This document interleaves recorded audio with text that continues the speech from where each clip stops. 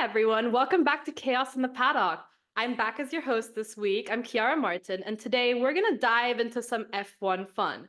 But first, I want to introduce both of my guests. You may or may not have seen them on my personal accounts, but today we have James and Jack joining us this week. Boys, say hi and introduce yourselves. Okay, so I'm Jack. I am the Formula E editor for motorsportweek.com and Motorsport Monday magazine. I'm also a Formula One reporter, as well as doing bits of F2 and F3 for them as well. I've been writing about Formula One on and off for probably nearly 10 years. And when I realized that I was not good enough to become a racing driver, I do what all frustrated racing drivers do, which is become a motor racing journalist instead. And that suits me down to the ground. What about your favorite drivers and your favorite teams? My favorite drivers of all time, are my two boyhood heroes. Firstly was Damon Hill, and then it was Michael Schumacher. Um, so obviously I have a sort of affinity for Ferrari because I supported Schumacher for so long. But I've always loved Williams as well. I've always loved teams like that and McLaren. And obviously, being a real retro head, I'm repping Hesketh because that was the coolest team of all time. So I'm James, and I'm also for Motorsport Week. I've actually just started there. I'm a relatively new boy, so I'm there as a F1 reporter. Before that, I was at Formula Nerds, where I was senior editor there for 6 months. I was with Formula Nerds for 2.5 years. My writing career is relatively new. I started writing in 2022, if you can believe it. Lots changed in those 2.5 years.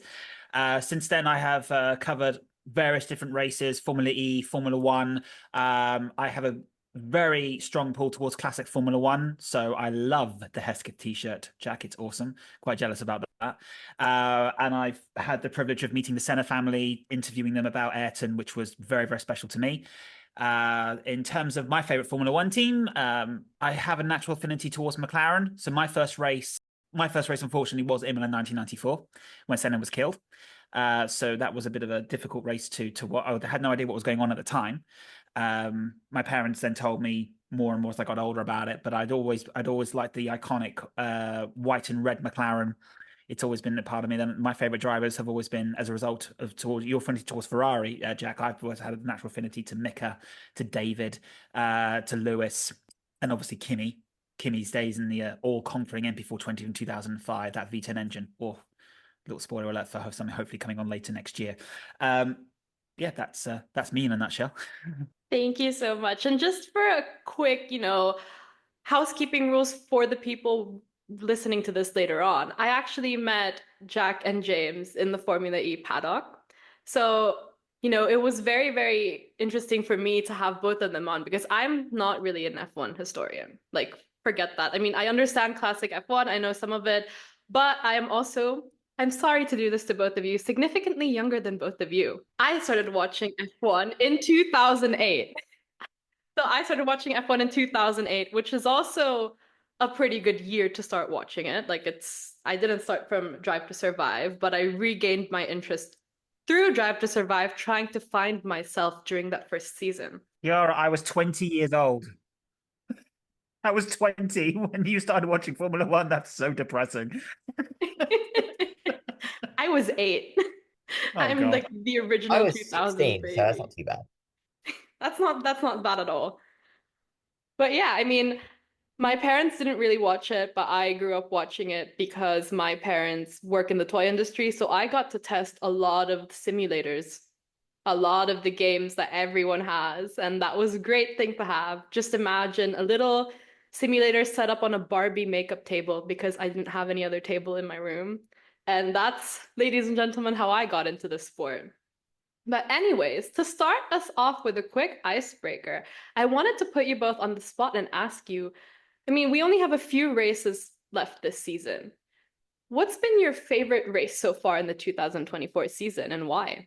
Yeah, damn, I haven't done that first because now I'm trying to rack my head through all the races, which one was amazing. I think the British GP was a particular highlight this year. I do enjoy a good street race as well. But no, I think the British GP, and it's not just because Hamilton won, which I can already hear some people on the airwaves saying, "Oh, you're just supporting Hamilton." It's more that he had to earn and really fight for that victory, and it was a fantastic victory to see. And just for Hamilton to be out of contention for so long because of what Mercedes have done with the regulations, to have him really have to come back to the front, manage the tires, manage the gap, hunt down Lando and Max, overtake them both, and take the win, and then the euphoria we saw afterwards for me was very, very special. For me, it matched the emotion that we had with Charles Leclerc's first win for Ferrari. It was something very unique and something I don't think we'll see again for a while. So that's my favorite one, I think. Yeah, I mean, I would agree with all of that. I would say that Monaco was very special just because, it's something that the Leclerc's always wanted to do, and he's been in so many good positions to do it, and something has always gone horrifically wrong at every single point. Um, so I think every neutral was kind of willing him over the line just because, when was the last time a Monegasque driver won the Monaco Grand Prix? I don't think it was even in the Formula One era. Um, so it was, a long time ago. But yeah, obviously the British Grand Prix for the same reasons, really. It was kind of proof that Hamilton is still amongst it. And I think if he has the right car underneath him, he can always challenge anybody. Um, I also thought from a purely entertainment point of view, I thought Baku was another fantastic race because I think it always is.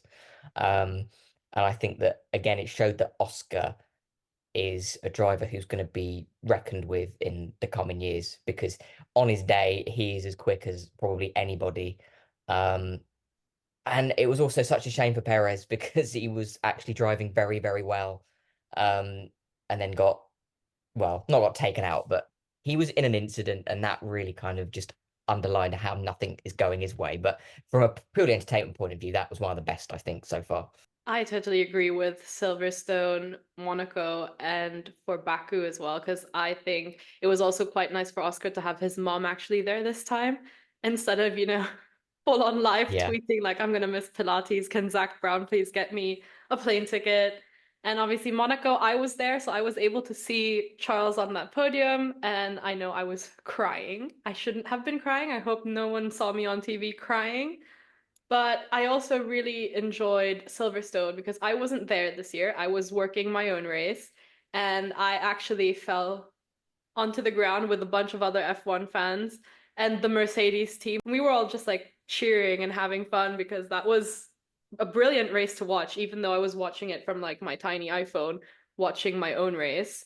So yeah, I definitely agree with all of you. But I thought one of you was going to say Singapore because the Singapore Grand Prix, I don't know, like lots of things happened to the point where people forgot about the race now. And there's only one name that we're talking about. Well, maybe two, but one name that we're more focused on, and that is Daniel Ricciardo.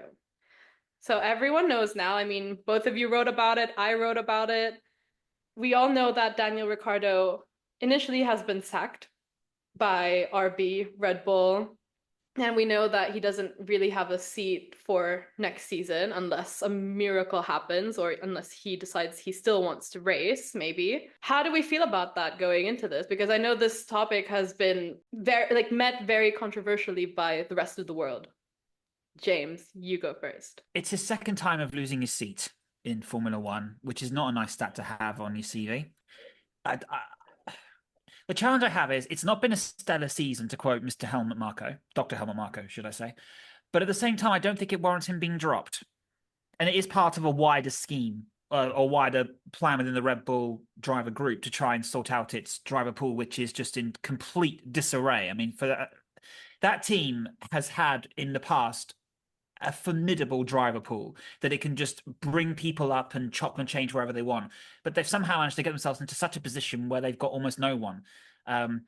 So Isaac Hadjar is in Formula 2. Up until very recently was leading the championship. He's not seen as someone who can be brought into RB. You've got Liam Lawson, who's now taken over from Daniel Ricciardo. That was the agreement. Well, there was an agreement in place that if Lawson didn't have a seat by after the Belgian Grand Prix, he was a free agent. So obviously they brought him in to make sure that doesn't come into effect. So they're going to audition Lawson for Red Bull for next year to replace the underperforming Perez, Because if he carries on the way he is, next year Red Bull is going to drop even further down the Constructor Championship. It's a very wide game, and unfortunately, Ricardo was a pawn in it. But unfortunately, he hasn't performed at a level well enough to have been able to keep him in the running for that seat. It's as simple as that. And it is sad. We do wish him well. I don't know what he'll do post Formula One. He's a very positive minded individual, so I'm sure he's got something lined up and he'll be amazing. But I do think his time in Formula One is now done. Especially if you listen to his interview after the race where he just said, "I'm not here to come 10th." Which I can, which of course, when you've won races all the time, you can understand. He's never recovered from his time at McLaren. It's as simple as that. Oh, I totally agree with that one. I think McLaren was sort of like a breaking point. I think Ricardo is also a driver who has made the worst career decisions so far for me. Like he shouldn't have left Red Bull. I think that's what a lot of people say because that's when he started like when he went to McLaren, that's when he started losing his touch. So I think he was still fine in Renault. I think you can still see a lot of, his skills there and there was a reason that he was brought onto that team.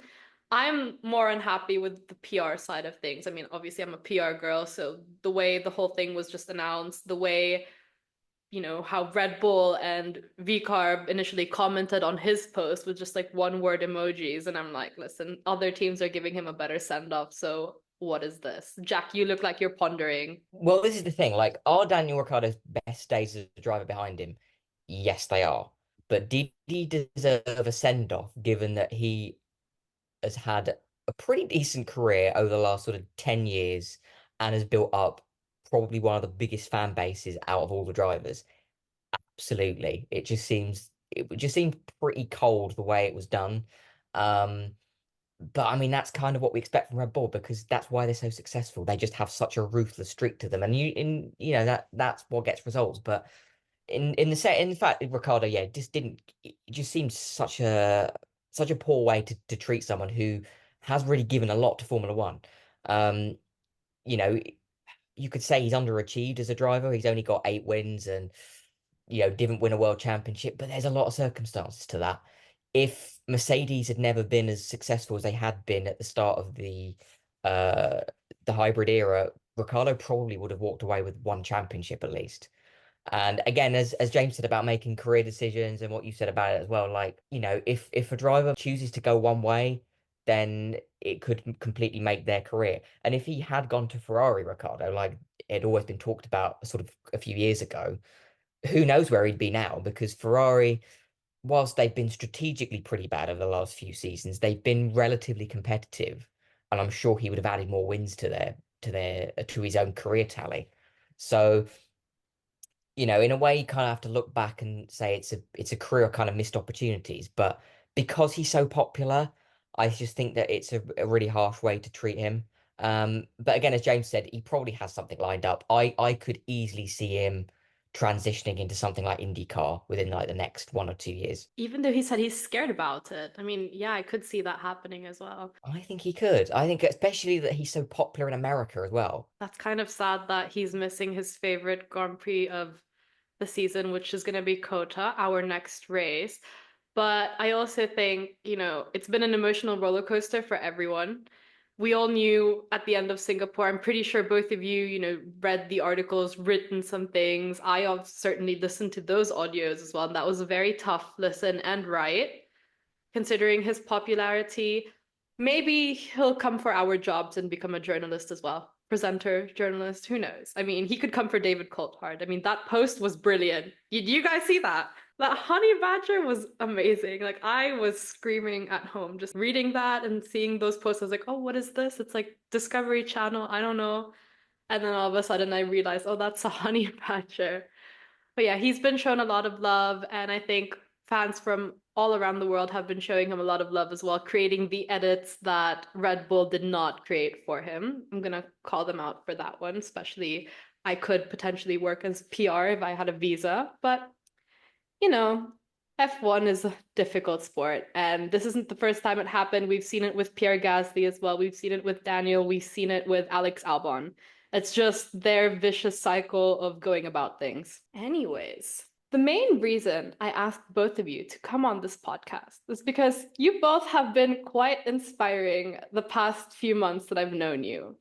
And this is also because you both have written articles on driver rankings during the races. And I think that's brilliant because I, for one, find it very, very difficult to even rank the drivers. And sometimes, like me being a newer journalist, I mean, I think I've been doing this for as long as James has so far. I mean, Jack, you've been in this much longer than we have, I guess. But I'm still kind of scared to do that in a written piece. I don't mind talking about it on a podcast, which is why I thought it would be a good idea to bring both of you in to rank the drivers so far this season.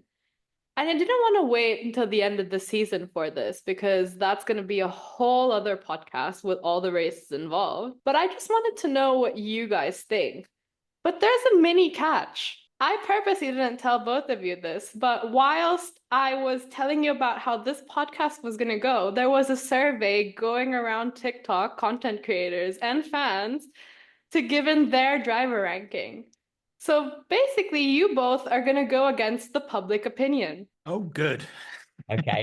You're going to My go favorite against each thing. other's opinion, and both of you are going to go against the public opinion, which I will obviously read out. I feel misled. Don't know about you, Jack. I'm feeling quite excited, actually. This will be interesting. Definitely. I mean, everyone's opinion so far has been very interesting because I've obviously spent days reading the survey and reading the results of it. So it's very mixed. There will be some rankings where people were quite 50-50 on it. And honorable mentions, I'm not sure if you both thought about this, but I actually included Colapinto and Berman in there as well. Yeah, that makes sense. They're drivers. They've done multiple races, so yeah, they should be in there. Purposely left Liam Lawson out because he wasn't really that relevant for me this season up until now, because we only have Kota to rank him. But anyways, let's start with, well, we'll just go from top to bottom because I think there's always lots of discussion towards the bottom as well, but the tops can also be quite interesting. Let's start with top one. I'm purposely not going to say anything until the end, but which one of you wants to start? Who's your top one driver this season so far? Just thinking this through, top of my head. I think Max has to, for me, Max still is at the top just because his driving has been flawless this year so far. The Red Bull has gotten steadily worse over the last couple of months, 3, 4 months, etc. But he has always extracted the maximum potential from that car, whether that's a win or a third or fourth place. Very little mistakes, if any, have been made. He's on point. He's pushing the team, testing the team. For me, he remains top. Yeah, I would agree with that because I always think sometimes the true mark of a really great Formula One driver historically is how well they can drive utterly bad cars. And that Red Bull, as you say, has gotten worse over the season. And the fact that Max, Baku aside, has still consistently outperformed Perez, and still is able to get it relatively near the front is a sign of the fact that he is pretty much on top of his game. So I think, yeah, just because of the fact that the Red Bull has not been the best car for quite some time, but he's still shown quite a lot of ability in it, I think, yeah, he has to be number one. We're starting off quite easy because public vote says Max Verstappen will stay at the top with the reason that, you know, he's been handed a difficult season. He started off well, but he still shows what he can do with bad car. And they do enjoy his little moments from time to time. So that's a fan favorite so far with Max Verstappen, but an honorable mention, I would say, judging by the results, honorable mention to Leclerc for P1 as well, but the popular vote went to Max. So you both are in agreement with the rest of the public so far, and we're talking about a lot of people. So I say this is where it gets really difficult now because I'm rocking it through in my head. There are so many mistakes that have been made by the drivers below Max, which is one of the reasons why his championship lead is so high. The performance issues of the Red Bull aside at the start of the year. You know, you could put Lando in P2. I think realistically, probably that is where he belongs, in my opinion, because although he has really upped his game, he won his first race in Miami. He's shown his ability to get pole position. He got stuck in a bit of a rut mid-season where he began to take pole positions but looked nervous before the start of the race. Hungary, for me, was one of the prime examples of that. You know, he made really bad starts and he got inside his own head. And the summer break happened, and it seemed that again he was still doing the same pattern. But then in the last couple of races, he's absolutely nailed his starts, and he's performing at a much higher level and dominating Grand Prix. The McLaren now being the fastest car by some considerable margin. So I think for me, he is number two. He's still making a lot of mistakes, and those are being slowly ironed out. But for me, the ability, the transformation of his demeanor, I think he belongs in the number two spot. Tell me I'm wrong, Jack. No, I think Lando, yeah, I know, I think Lando has significantly improved. The thing is, we've always known what a talented driver he is ever since he came into Formula One. But I think what Sochi 21 proved, and I think it's something that has been a slight consistent thing with Lando for quite a while, is that there's a slightly rough diamond quality to him in that he is a great driver and he's on his day probably the fastest one, but there is always that knowledge that he could make a pretty basic error, whether it's not listening to the team or whether it's, as you say, getting into his own head. But I think, yeah, as this season's gone along, we've seen less and less of that.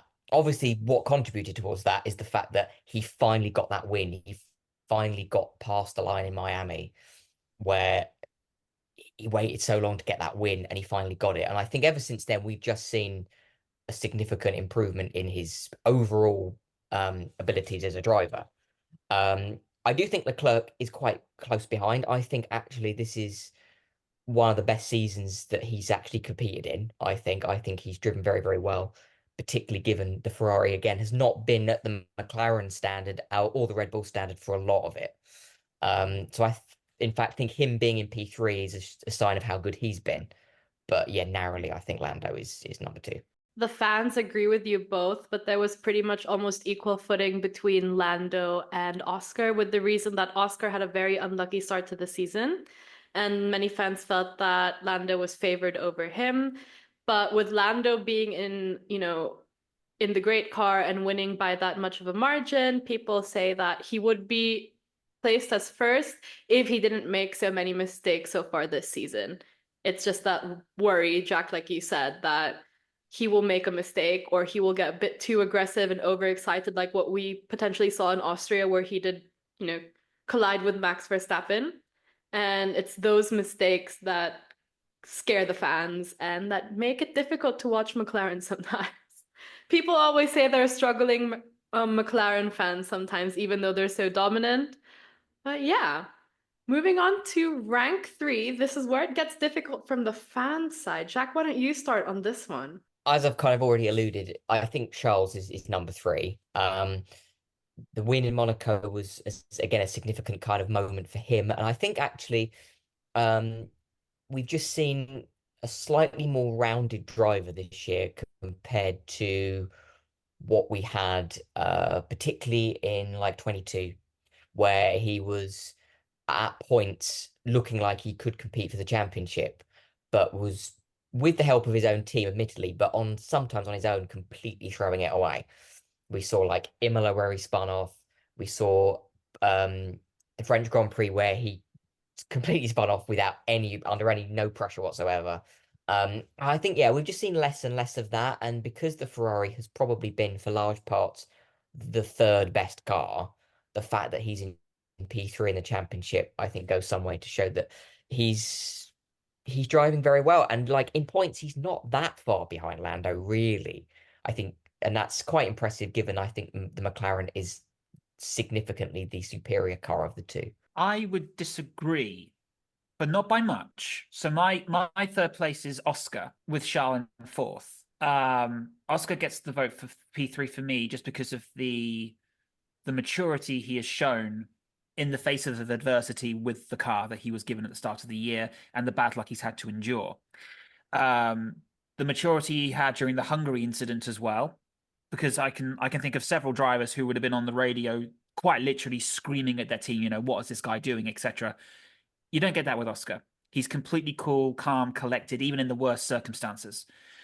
And then the win in Baku, for me, I not many people know how he did that. For what was it, 30, 40 laps, keeping that Ferrari of Leclerc as well behind him, which was clearly much faster.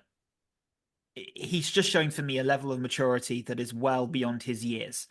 Um, and he is going to be a championship contender in the next couple of years, providing he has a better start to the season. So for consistency and maturity level, that's why he gets my vote. Leclerc, I completely agree with everything you said on Leclerc, though. He has matured an awful lot more.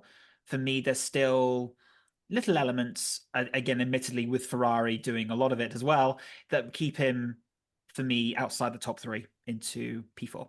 Public opinion actually is with James on this one. They all voted for Oscar Piastri. Special mention, one person did vote for Charles, and there was another person who put Ollie Berman up there as well. I'm pretty sure the rookies next season are gonna steal the show, considering, reading all of this. But yeah, Oscar Piastri is placed in P3 for this one. They said that this is only his second season in Formula One, and he's already achieved what many drivers never achieved in their career. His maturity is up there. He doesn't really like to show off or talk smack about other drivers when he's angry. He normally just leaves it all on the track, and that's how it should be for a lot of people. And yeah, he's just been really impressive. So I do kind of agree with that, even though it hurts me as a Ferrari fan to put both my drivers, because I also, partook in this. I put them actually much lower. So I'm interested to see how this continues. Rank 4. I know you already said yours, James. You want to put Leclerc in P4. Do you want to elaborate a little bit more on that? Or have Jack disagree with you? Yeah, I think I've made my justification. I'm eager to hear Jack's views on it.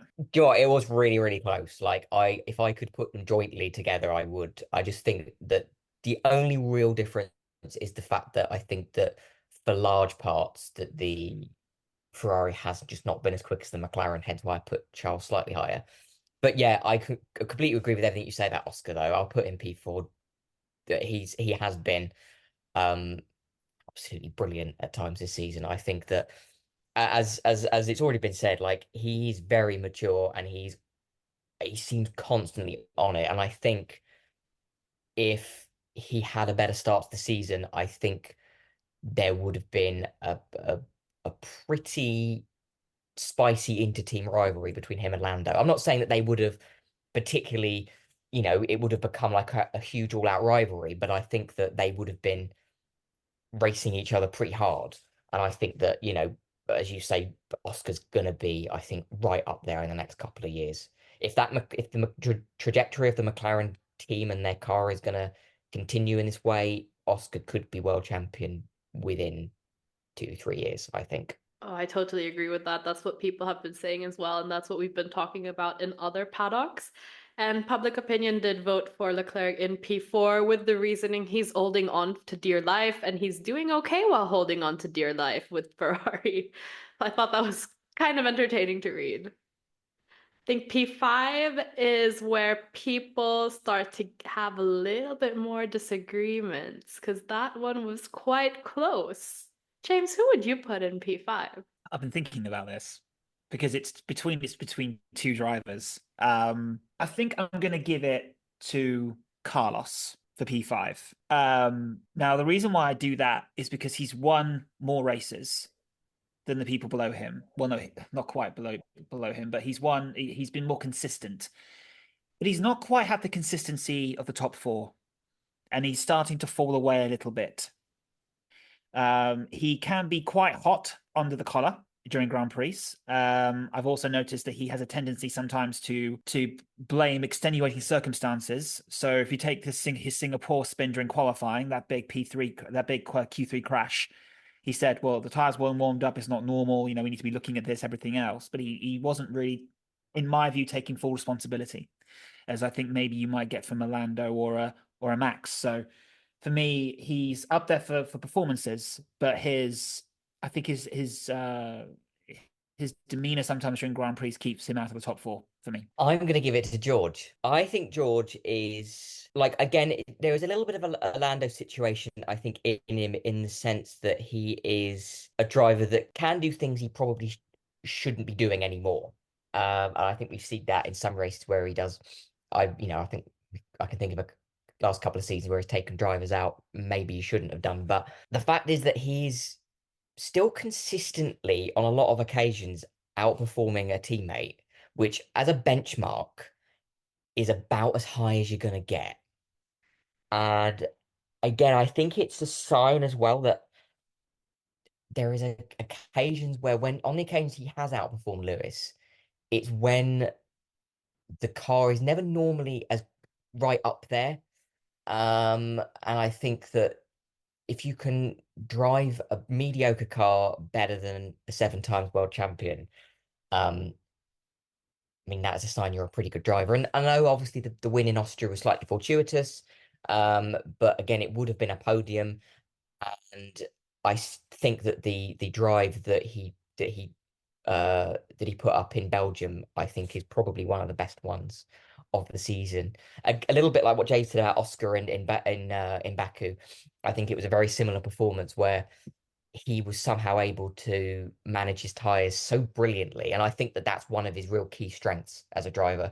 Um, the fact that he was able to hold off Lewis with those tires was, I thought, was actually extremely impressive. So I think again, I was considering putting Carlos there, but I would just put George ahead of him. James, do you have anything to say about that? No, just because George was the other driver in contention, so we've done it the other way around. So George for me is ranked below Carlos. He's driving a mediocre car. He's doing very, very well, but I do think he lacks that final bit of finesse that I think that Carlos can sometimes have. I think both of them on their day can be unstoppable. But for me, Carlos has that little extra edge over George at the moment, as he's a teammate to Lewis Hamilton, obviously in the heat, and I'm not gonna disagree with that. You know, the benchmark for him is immense, but sometimes I just sense a little bit of complacency from him, that's grown in over the last year as Lewis has started to struggle a little bit. But for me, Silverstone, particularly his Silverstone performance for Hamilton was just why he for me will remain above George in the rankings quite heavily. That doesn't make any sense. Start over again. But for me, George did a good job at Silverstone. But the fact is that Hamilton on his day is still unstoppable. And that for me is why I think on occasion George's complacency sneaks in, because the performances that we get from Lewis at Silverstone are very rare now. And I just think that George has to be very careful that he doesn't get, I guess, cocky's the right word. Antonelli next year is going to test him, and is going to test him severely. And that's the team lineup I'm looking forward to the most. Not just Hamilton and Leclerc, but I would say more so Antonelli and Russell. Well, I totally agree with you with that one. I think you both are going to have to come on and do a rookie review because that will be very interesting to hear from your perspective. But this time, Jack has the people on his side. Russell won by a very significant amount, and Carlos was nowhere near P5 at all. Not even I put him in P5. I actually put Hamilton in P5, just for your information. But yeah, this time the people wanted George Russell up there. They say that he is a race winner, even though that was a very difficult, or not really a difficult situation, but it was an interesting situation to win a GP this season. And he's been very consistent despite the car not being the greatest, and he holds his own next to Lewis Hamilton. Granted, he doesn't make smaller mistakes like the ones last season where he sent it into the wall during the Singapore Grand Prix. I think that moment still lingers in many people's minds. Special mention to Nico Hülkenberg, by the way, and Logan Sargent. And I know I have to say this out loud. The person who voted for Logan Sargent said, "I'm American, lol." That was very obvious. But moving on to P6, this is where a lot of people voted unanimously, which I was very surprised about. James, you mentioned Hamilton in P6 for you, or am I wrong? No, you're correct. Hamilton's win at Silverstone for me saved his bacon because he would have been a lot lower down the list. He has the problem with Hamilton is he is at the moment the very definition of inconsistency. So he can have amazing weekends where he's pushing well above the car weight, above what the car's capable of, and he can drag home points that the car's got no business in having. There are other weekends where he just flounders. but those weekends are few and far between. So for me, Hamilton, he is technically the only he became at one point only the driver to win two races other than Max Verstappen. That's obviously gone. But that was because of disqualification. So I think Hamilton for me holds P6, but it's because we've seen flashes and glimpses of the driver that I'm not going to say he once was because he still is, but he's wrestling a very difficult car. So for me, that was why he takes that P6 spot. I'm guessing I'm going to have to be very embarrassed. I'm going to put Carlos sixth because it was very close between him and George for P5. And I think that, it's already been said, there are these moments where he does let himself down a little bit, I think. But when he's on his day, he is a very good driver. And I think that he's been criminally underrated for a long time. I think there have been large parts of the partnership with Charles where he has been the better driver in their time together as teammates. And I think that there have been occasions this year where he's shown that he can be very fast and faster than Charles. And I think that, again, purely because I think the Ferrari has not been the best car, and I think purely because he's been a little bit more consistent than Lewis, I would put him just above Lewis. The public actually agrees with James on this one. They voted for Lewis Hamilton quite unanimously. There was only one person who kind of deviated from that and put in Colapinto in P6, which is quite surprising considering Colapinto hasn't been with us for a long time yet. But yeah, people are saying that this season is the season that you see lots of the glimpses of old Hamilton come back. And they really enjoyed Silverstone for him, especially what he can do in that car, which is it's quite similar to what Max Verstappen is doing, and not every driver has the capability of working with a very difficult car. But yeah, Hamilton takes P6 very unanimously. Now, rank 7, and I'm gonna start with this one as well. I'm gonna continue on this one. Rank 7 is where people put Carlos Sainz. They didn't put him in number 5, they didn't put him in number 6. They said 7 for the reason that he's been under the radar ever since his win in Australia. Do you both have something else to say in this regard? I mean, Jack, you spoke quite highly of Carlos Sainz right now, which makes me happy because I am the Carlos Sainz fan of the group. Who did you put in P7? I just narrowly is going to go to Lewis. I could have put him a little bit higher, but Lewis couldn't be any lower than that. Because I think that, yeah, this has been the season where this has probably been the season where since he's been paired with George, where he's shown the best of his ability, and we've seen the best he can be, particularly under adversity, because that Mercedes has never really been the quickest car. So I think that, he couldn't be any lower than that. I still think that George has performed a little bit more consistently, but obviously there have been occasions where Lewis has just racked up more points, obviously with Silverstone particularly, where George got nothing and Lewis won.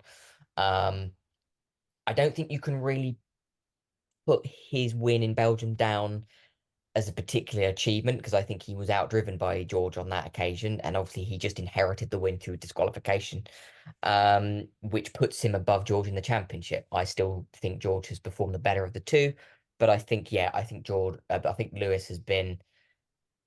This has been the best we've seen him since 21.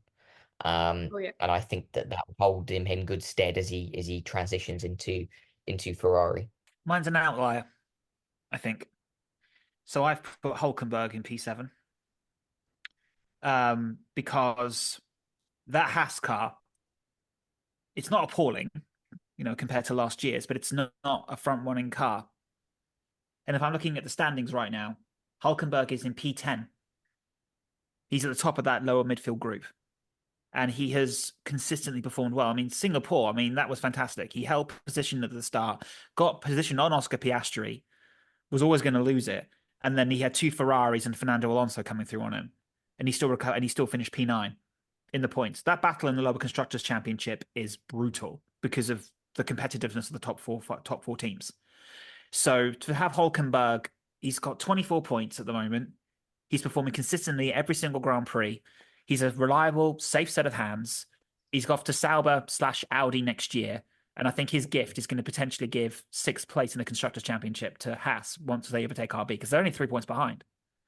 So for me, Hulkenberg takes P7. Just because of the strength and I guess the conviction of his performances.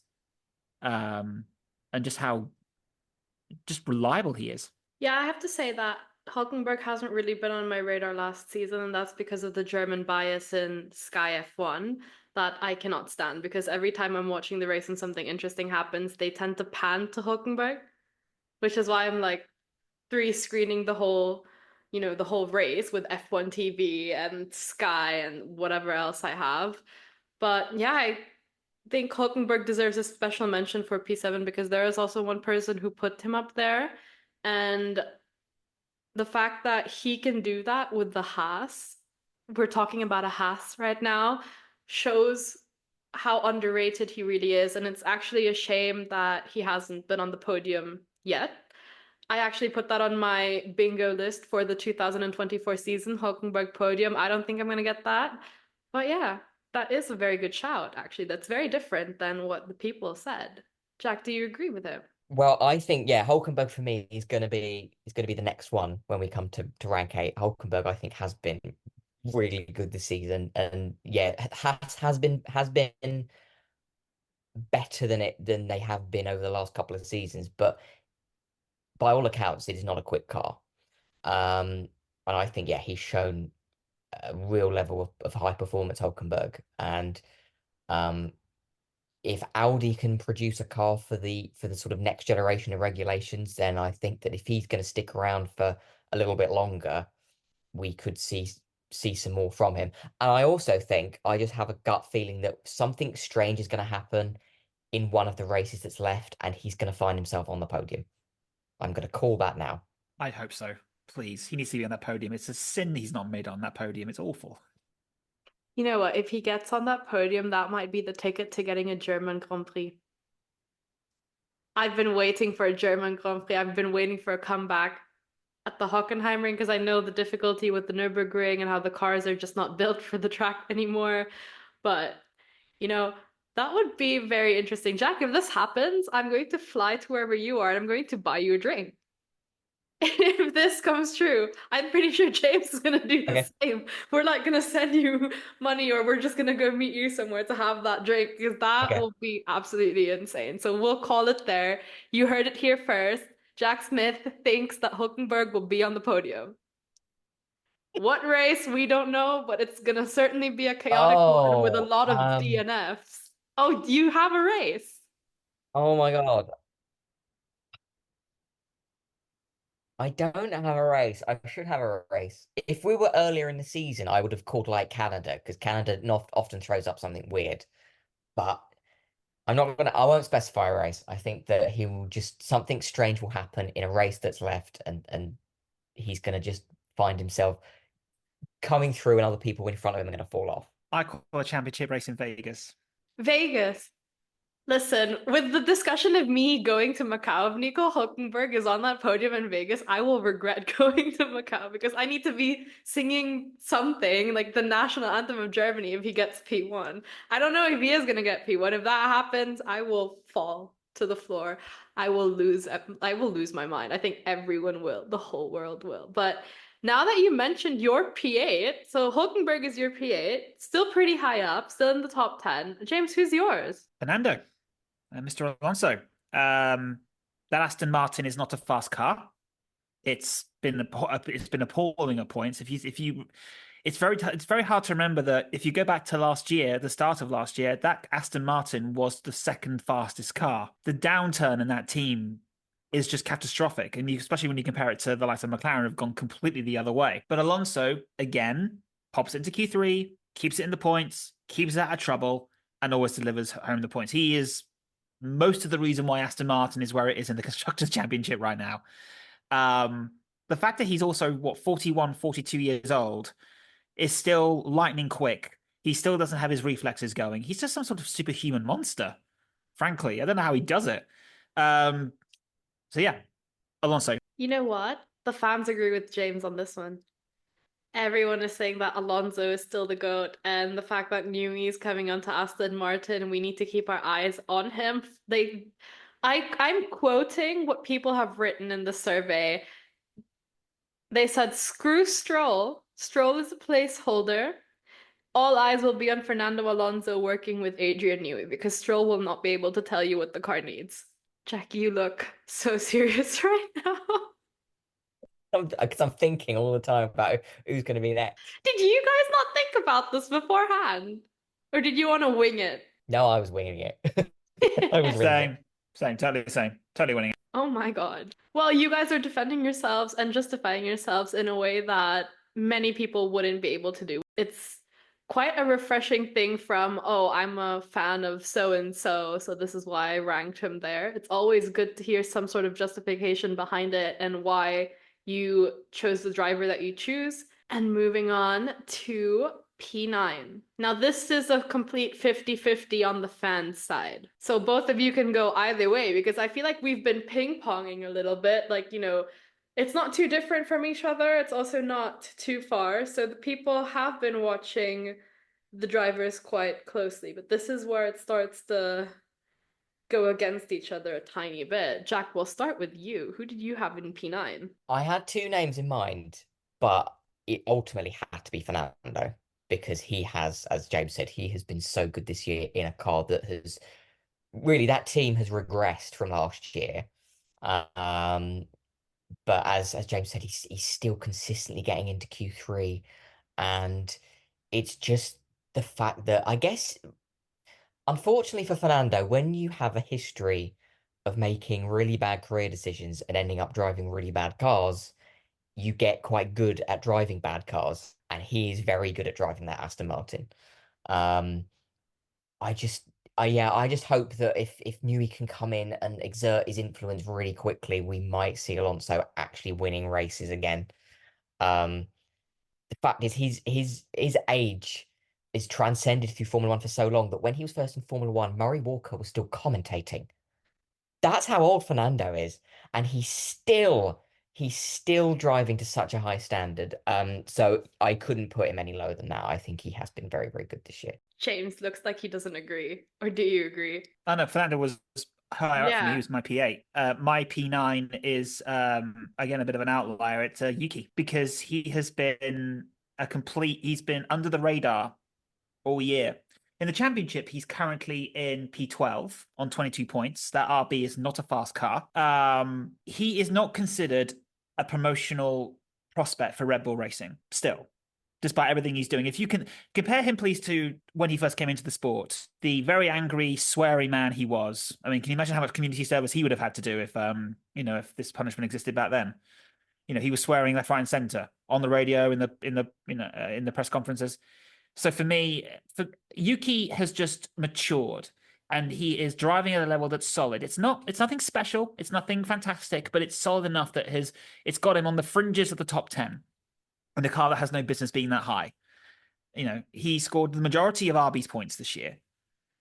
So for me, that's why, I had two true drivers in mind for P9, but Yuki just for me pips it for consistency because he's had very few crashes this year compared to previous, and he's driving at a level for me that is what you would expect from a midfield Formula One driver who's fighting to move up. That is a very good point. And as much as I am openly not a fan of Yuki Tsunoda's, I do respect what he has done this season, which is why I find him quite an interesting driver. But the fans were 50-50, and this is where Alonso came back. So P9 is between Alonso as well, but also Alex Albon. Why do you guys think Alex Albon was put up there? You both don't look very convinced by that. See, Albon was my driver below. He was my P10 because he's not good. He's not good.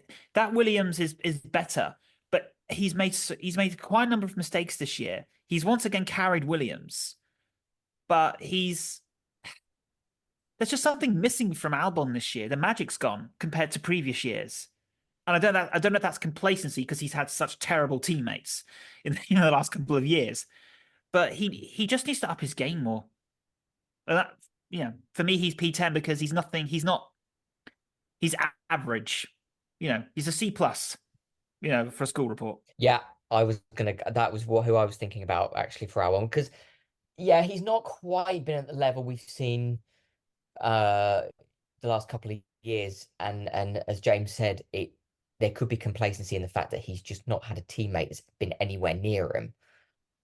Um, which is going to make next year incredibly interesting. He's going to have to be on his A game to drive up against Carlos in that car. But he's had points finishes. He gets close to Q3, sometimes gets in Q3, and there's been quite a few occasions this year where he's finished very close to the points, but just outside it. So he could be higher up in the championship. If if it was with one place difference. I'm pretty sure he's been P11 a couple of times and P12 once or twice as well. So I think he's had a good season. So he would be next for me in the ranking. That is very, very interesting because P10 was the only time that people were actually very, very split with us. So I have a bunch of different answers in P10. We have a special mention for Perez. Albon makes a comeback in this one. Colapinto Sainz shows up once. And Stroll. For some reason, Stroll. I think I have too many Canadian friends. I think. We're not going to discuss Stroll right now because I want to discuss him when you guys rank him. But I think I agree with both of you saying that Albon is a bit too nice. He's been very, very nice, and he's just genuinely such a polite person that I feel like he's afraid to attack. I think I enjoyed him more in DTM than I do in Formula One, if that makes sense. I don't know how far you guys followed his career, but obviously I've been watching DTM for quite some time now, and his teammate was Liam Lawson, and I was thoroughly enjoying the DTM era with him in there. Like I think maybe he shouldn't be in F1 if he isn't willing to put up that fight. Or maybe he's still traumatized by the whole Red Bull situation that happened. Because I think when he was in Red Bull, I don't know about how you two feel, maybe you can elaborate on this one. When he was still in Red Bull, I thought he was actually quite good. It's just those silly mistakes that were keeping him from a podium. He was so close most of the time, but then it was always, like one tiny thing keeping him back from that podium. Yeah, I think his time at Red Bull has probably been a bit underrated. Um, but I think that although obviously jumping to Williams is a complete step down the grid, I think for him as a person, I think it was probably the best decision he could have made because he's been able to slightly reinvent himself. He's obviously because of the fact that he was no longer driving with Max Verstappen and he was driving with Nicholas Latifi, he could be an outright number one. But I think also it gave him an opportunity to kind of be out of the spotlight a little bit, to drive a car near to the back of the grid rather than one near to the front, enabled him to kind of reset himself. And we saw some really good performances from him. Like, I think, is it Australia 22 is one that stands out for me when he drove the whole race on one set of tires and nabbed a point by getting his pit stop in right at the end. Um, I think he's become more of a rounded driver. I think there were mistakes in Red Bull, and also there was the fact that you have to admit the car is normally built to the capabilities of Max. It's what they have in mind, I think, a lot of the time. So I think his time at Red Bull is underrated, but I think he has become a better driver since he left them. And it was a brave thing to do to actually make that decision to be like, I'm gonna, I don't want to particularly drop back into the B team. I'm not gonna hang around. I'm just gonna get another drive. And I think he's probably been vindicated in doing that. Yeah, I'd agree on that. I think because when you go to Red Bull, as you say, Jack, it is Max Verstappen's domain in every sense, the car, the team. And I think the fact that we've got Sergio Perez in the car and he's still struggling, I think also is a vindication of that decision that he made to go to Williams.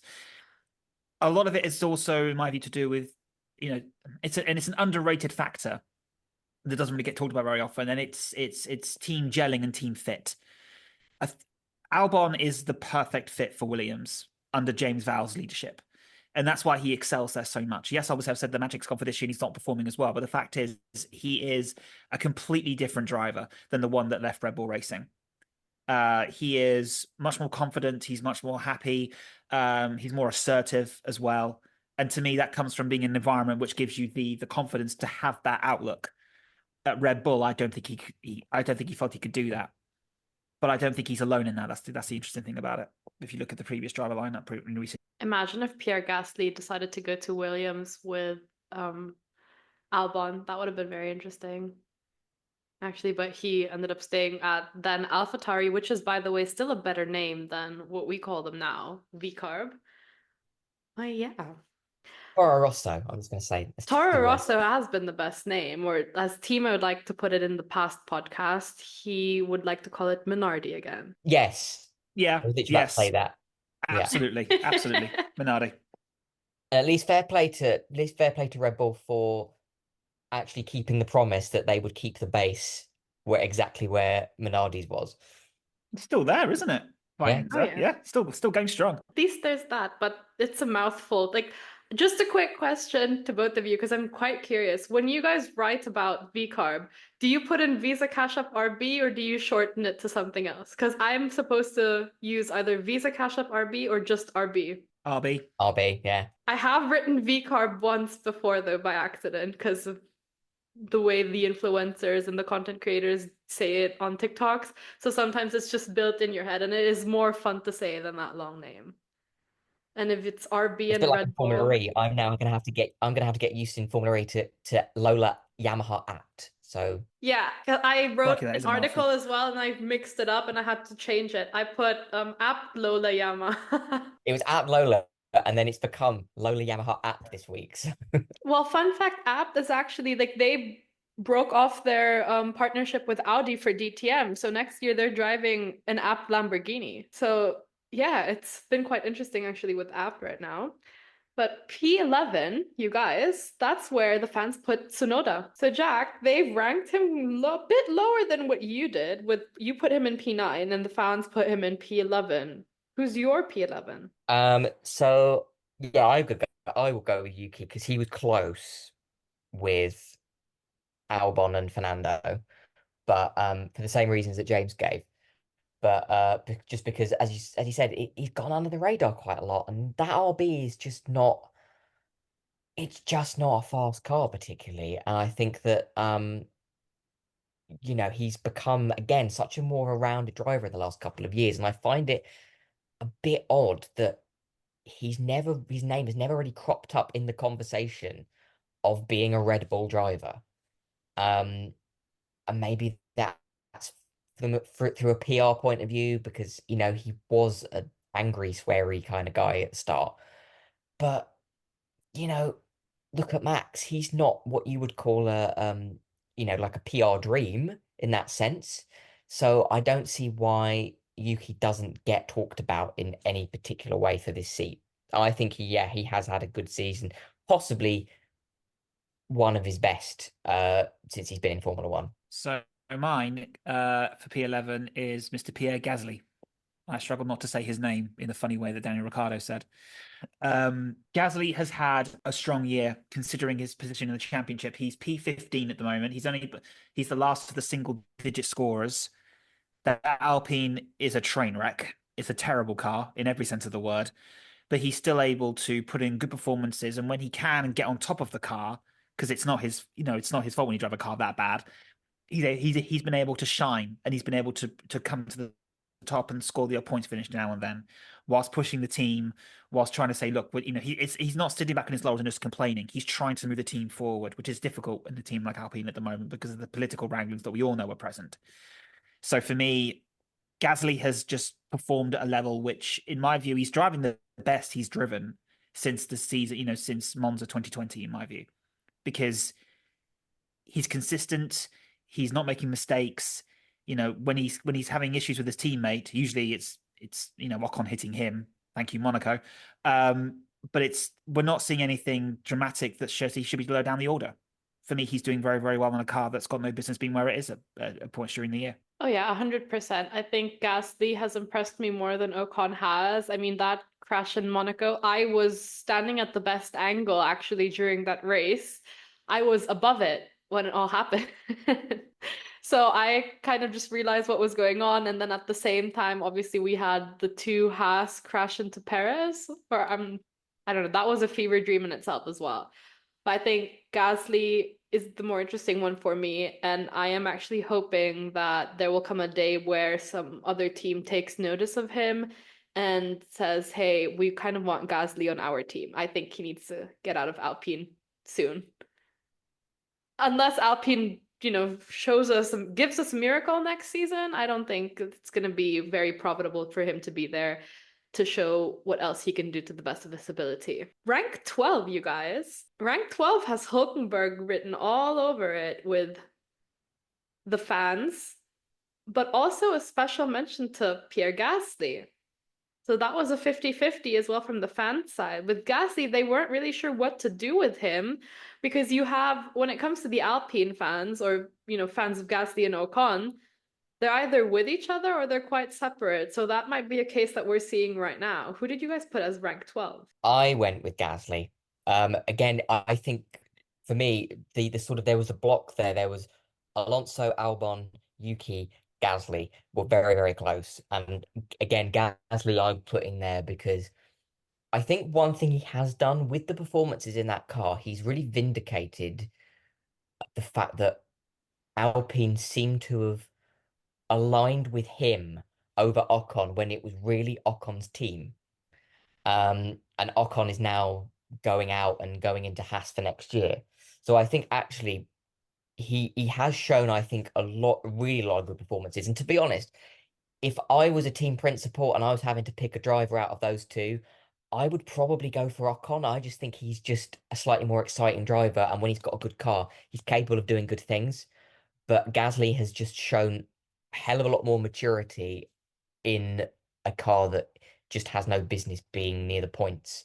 And I just think that he's shown a lot of performances that have probably exceeded performances he's driven in the Alpha Tauris in the past, just because of how bad it is. No, I agree. 100%. Obviously mine's slightly higher, but yeah, when you look at Ocon versus Gasly, it is a really, unique driver lineup, considering just how much those two dislike each other so intensely. But I have to, yeah, you can say what you want to politically at any point. You're going to have different opinions from different people, but if you look at it from an outside, purely objective point of view from this year, I have to say that Ocon's been the driving factor and almost having to feel like he has to prove himself alongside Gasly, which is why we see these incidents. I think Gasly kept his nose very clean, which is why, in my view, we don't have him further up the order in terms of, Ocon further up the order. As you said, Jack, Gasly has wrestled that team away from Ocon and brought it under his control. The team wants to work with him. The team likes working with him. It is an all French lineup. If they could just get more investment and be run better. Hopefully now they've got Oliver Oaks from High Tech in, and that can provide some stability. But whilst that team continues to be a merry-go-round of management, they'll never move further up the order, and the drivers will suffer as a result. P12 for me was quite difficult because I'm going to have to say Behrman, even though he's done a couple of races. Because when I'm looking at the championship, because obviously I'm doing this on the fly, but if I'm looking at the championship table and I look at what other drivers have done compared to their cars and their results, for me, Behrman has to go up there. He's turned up with two separate teams. He qualifies well, he races well, shows good racecraft, shows excellent levels of maturity, doesn't get overwhelmed, and just nails it every time. And when you speak to him in the press, I mean, the guy's 18, but when you speak to him, he's so grounded. He's technical. He knows and understands how to set up a car properly, which from any 18-year-old, I've not seen that since Max Verstappen when he was 17. He's just showing such good qualities at such a young age that for me, he has to go up there. Have we all spoken to Behrman before? We've all spoken to him before, have we? I've not yet, but No, I haven't. I have during the F2 press conferences, and yeah, it's very nice to speak to him because I usually have a interesting mix of drivers during F2 press conferences. I think Jack, you know this as well. They can be quite unhinged sometimes, and they are fun. Like they're still like the nice, happy-go-lucky people. But yeah, Ollie Berman has this poise about him that I understand what you mean, and I think a lot of people will be very happy that you put him quite high up there. P13, boys. This is interesting because we have five different options for the fans side, and I will read them out for you. We have Perez, we have Magnussen, we have Daniel Ricciardo, we have Stroll once again, and Alonso made a tiny appearance. I'm going to go for Ocon for that position. Oh, so I think completely away. Mm. for completely away because Ocon is being purely objective and looking at it from a points perspective and from results. Ocon for me is he's a bit lower than Kevin Magnussen in the standings. I think only by one place. But for me, Ocon is still showing flashes of speed. He's making errors, he's making mistakes, but not as many as the drivers who are lower on that list. So purely from that perspective, that's why he gets my vote. But it's more of a almost a forgotten about, driver. You just think, oh yeah, we'll just stick him in there. As harsh as that sounds, that's where he stands on my ranking. Jack, did you place him lower or higher? I again think that Ocon has had a slightly better season than people are going to give him credit for, but I think it's got to be Behrman. I haven't gone for Behrman yet. So he's only one place behind in my rankings where James is in James's. So again, when you get a one-off drive, sometimes drivers do it. I mean, look at Nick De Vries at Monza and Williams. He came in and looked pretty good straight away. And that's fine. And obviously Monza's a daunting place to go and do that. But for a driver who's had probably compared to De Vries in terms of like testing and stuff, probably had a little bit less experience. He gets into a Ferrari around a circuit like Jeddah, which I always kind of think is it's just like it's like a huge go-kart track. There is like the second sector of Jeddah is just, I think, one of the most difficult on the calendar, and it's one of those tracks you have to be on it 100% all the time, otherwise you are gonna stack it into the wall.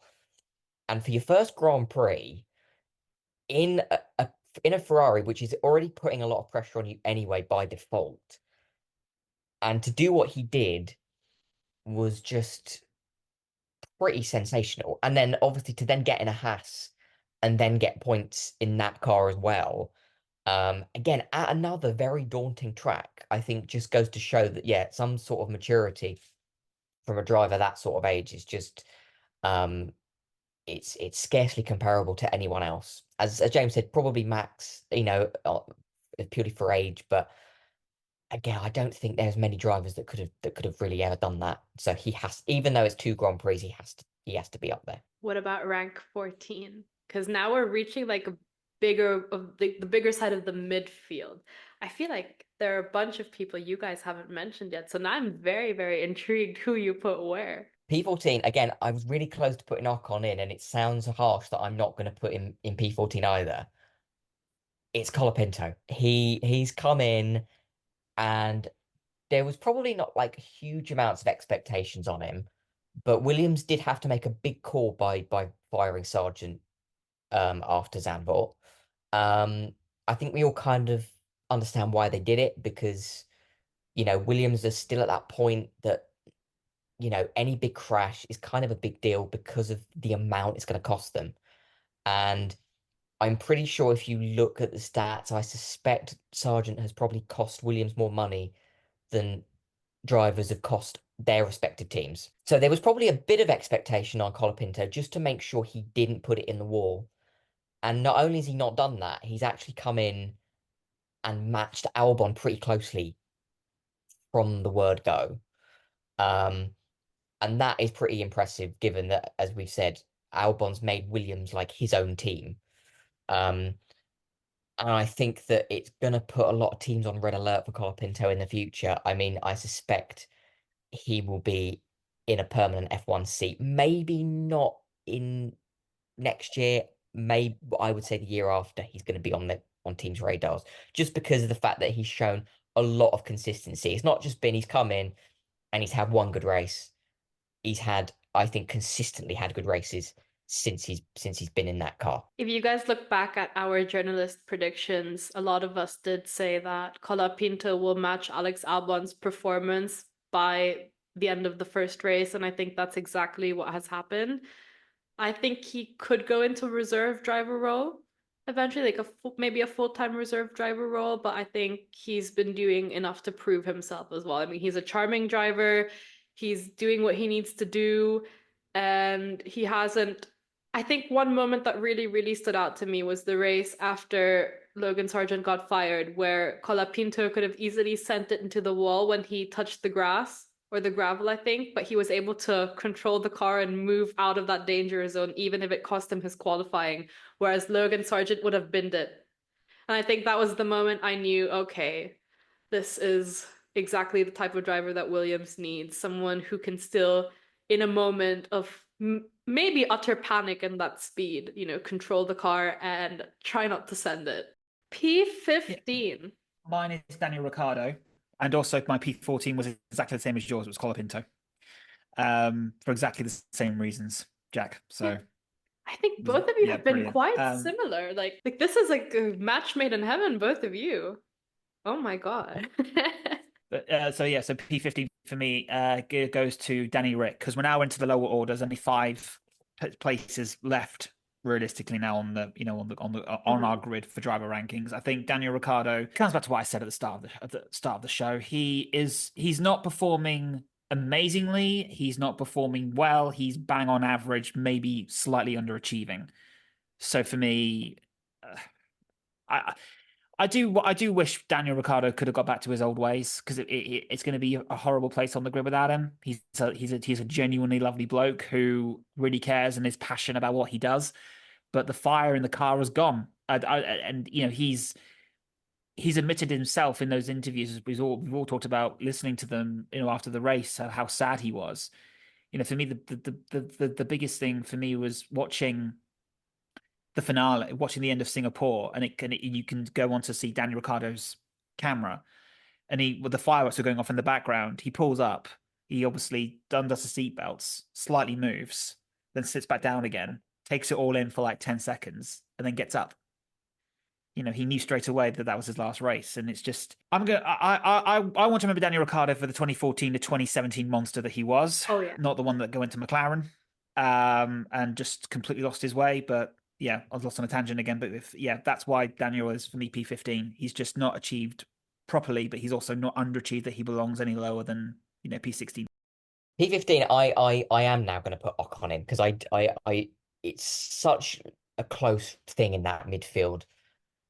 He could have been higher, but yeah, I think again Ocon has been up there. I mean, now I think he has had quite a few good races, but I just think that this has been a season where he's been superseded by Gasly. But I think he has driven well, and if you can put in a semblance of a good performance in a car like that Alpine, then I think that you can't be forgotten about. And I actually think also it's worth saying that if Haas can produce a car roughly on the same levels of what they produced this year for next year, we'll see Ocon up there again, same way we've seen Hulkenberg up there. Because I think Ocon, he has a lot of people that put him down, but I think he's been unlucky when he's been overlooked by other teams. I really thought that he could have been a decent replacement for he could have been a decent Mercedes driver at some point when he had those ties. So yeah, I think again he's not been at his best this season compared to Gasly, and as I say, I would have him over Gasly if I was running a team. But yeah, I don't think you can put him any lower. He's had difficult set of circumstances, and he's done okay. The fans actually put Ocon much lower. The person who they placed in P15 is Daniel Ricciardo. So that is a very interesting one. Special mention to Magnussen once again. Magnussen keeps on popping in and out in this one. What about P16? I will go for Danny Rick. Again, we always see, the thing is when he has, we've not seen the best of Danny Rick for a long time. but you always still see those flashes in him occasionally. And as he said, he said it himself that he's now of an age where he can do it occasionally. You just cannot do it on a consistent level. And I think that he's kind of at peace with that. Um, but I think that yeah, the fact that he's been able to match Yuki on quite a few occasions this year, but you have high expectations of Danny Rick because of the driver he used to be. So you expect him to be quicker than Yuki. So I couldn't really place him any higher than that. Um, I just hope that we find him in Formula One in some other capacity or find him racing in something else soon because we can't really be without Danny Rick in our lives for too long. I couldn't agree more on Danny Rick. Just yeah, I'm hoping he becomes a pundit. I think he's well Oh, suited to that given his demeanor. if he can price himself as a cheaper alternative to Danica Patrick, then I think I go with that everyone as will well. be Actually, yeah. happy. Everyone will be very happy. Or are we, what did she say? Reptilian shapeshifters? Are we all reptilian shapeshifters? Like something like that. that one sent Oh my me. goodness. Or, Although I will miss Jenson Button side eyes if Sky F1 get rid of Danica Patrick. but imagine the duo Oh, that Jensen shot is Button and iconic. Daniel Ricciardo would make. Oh, I would pay good money to watch that. That'd be a fantastic Exactly. duo. Maybe we need to send a Amazing. petition. Like, let's sign a petition. We'll get that done. James, who did you have for P16? K-Mag. So he's my P16.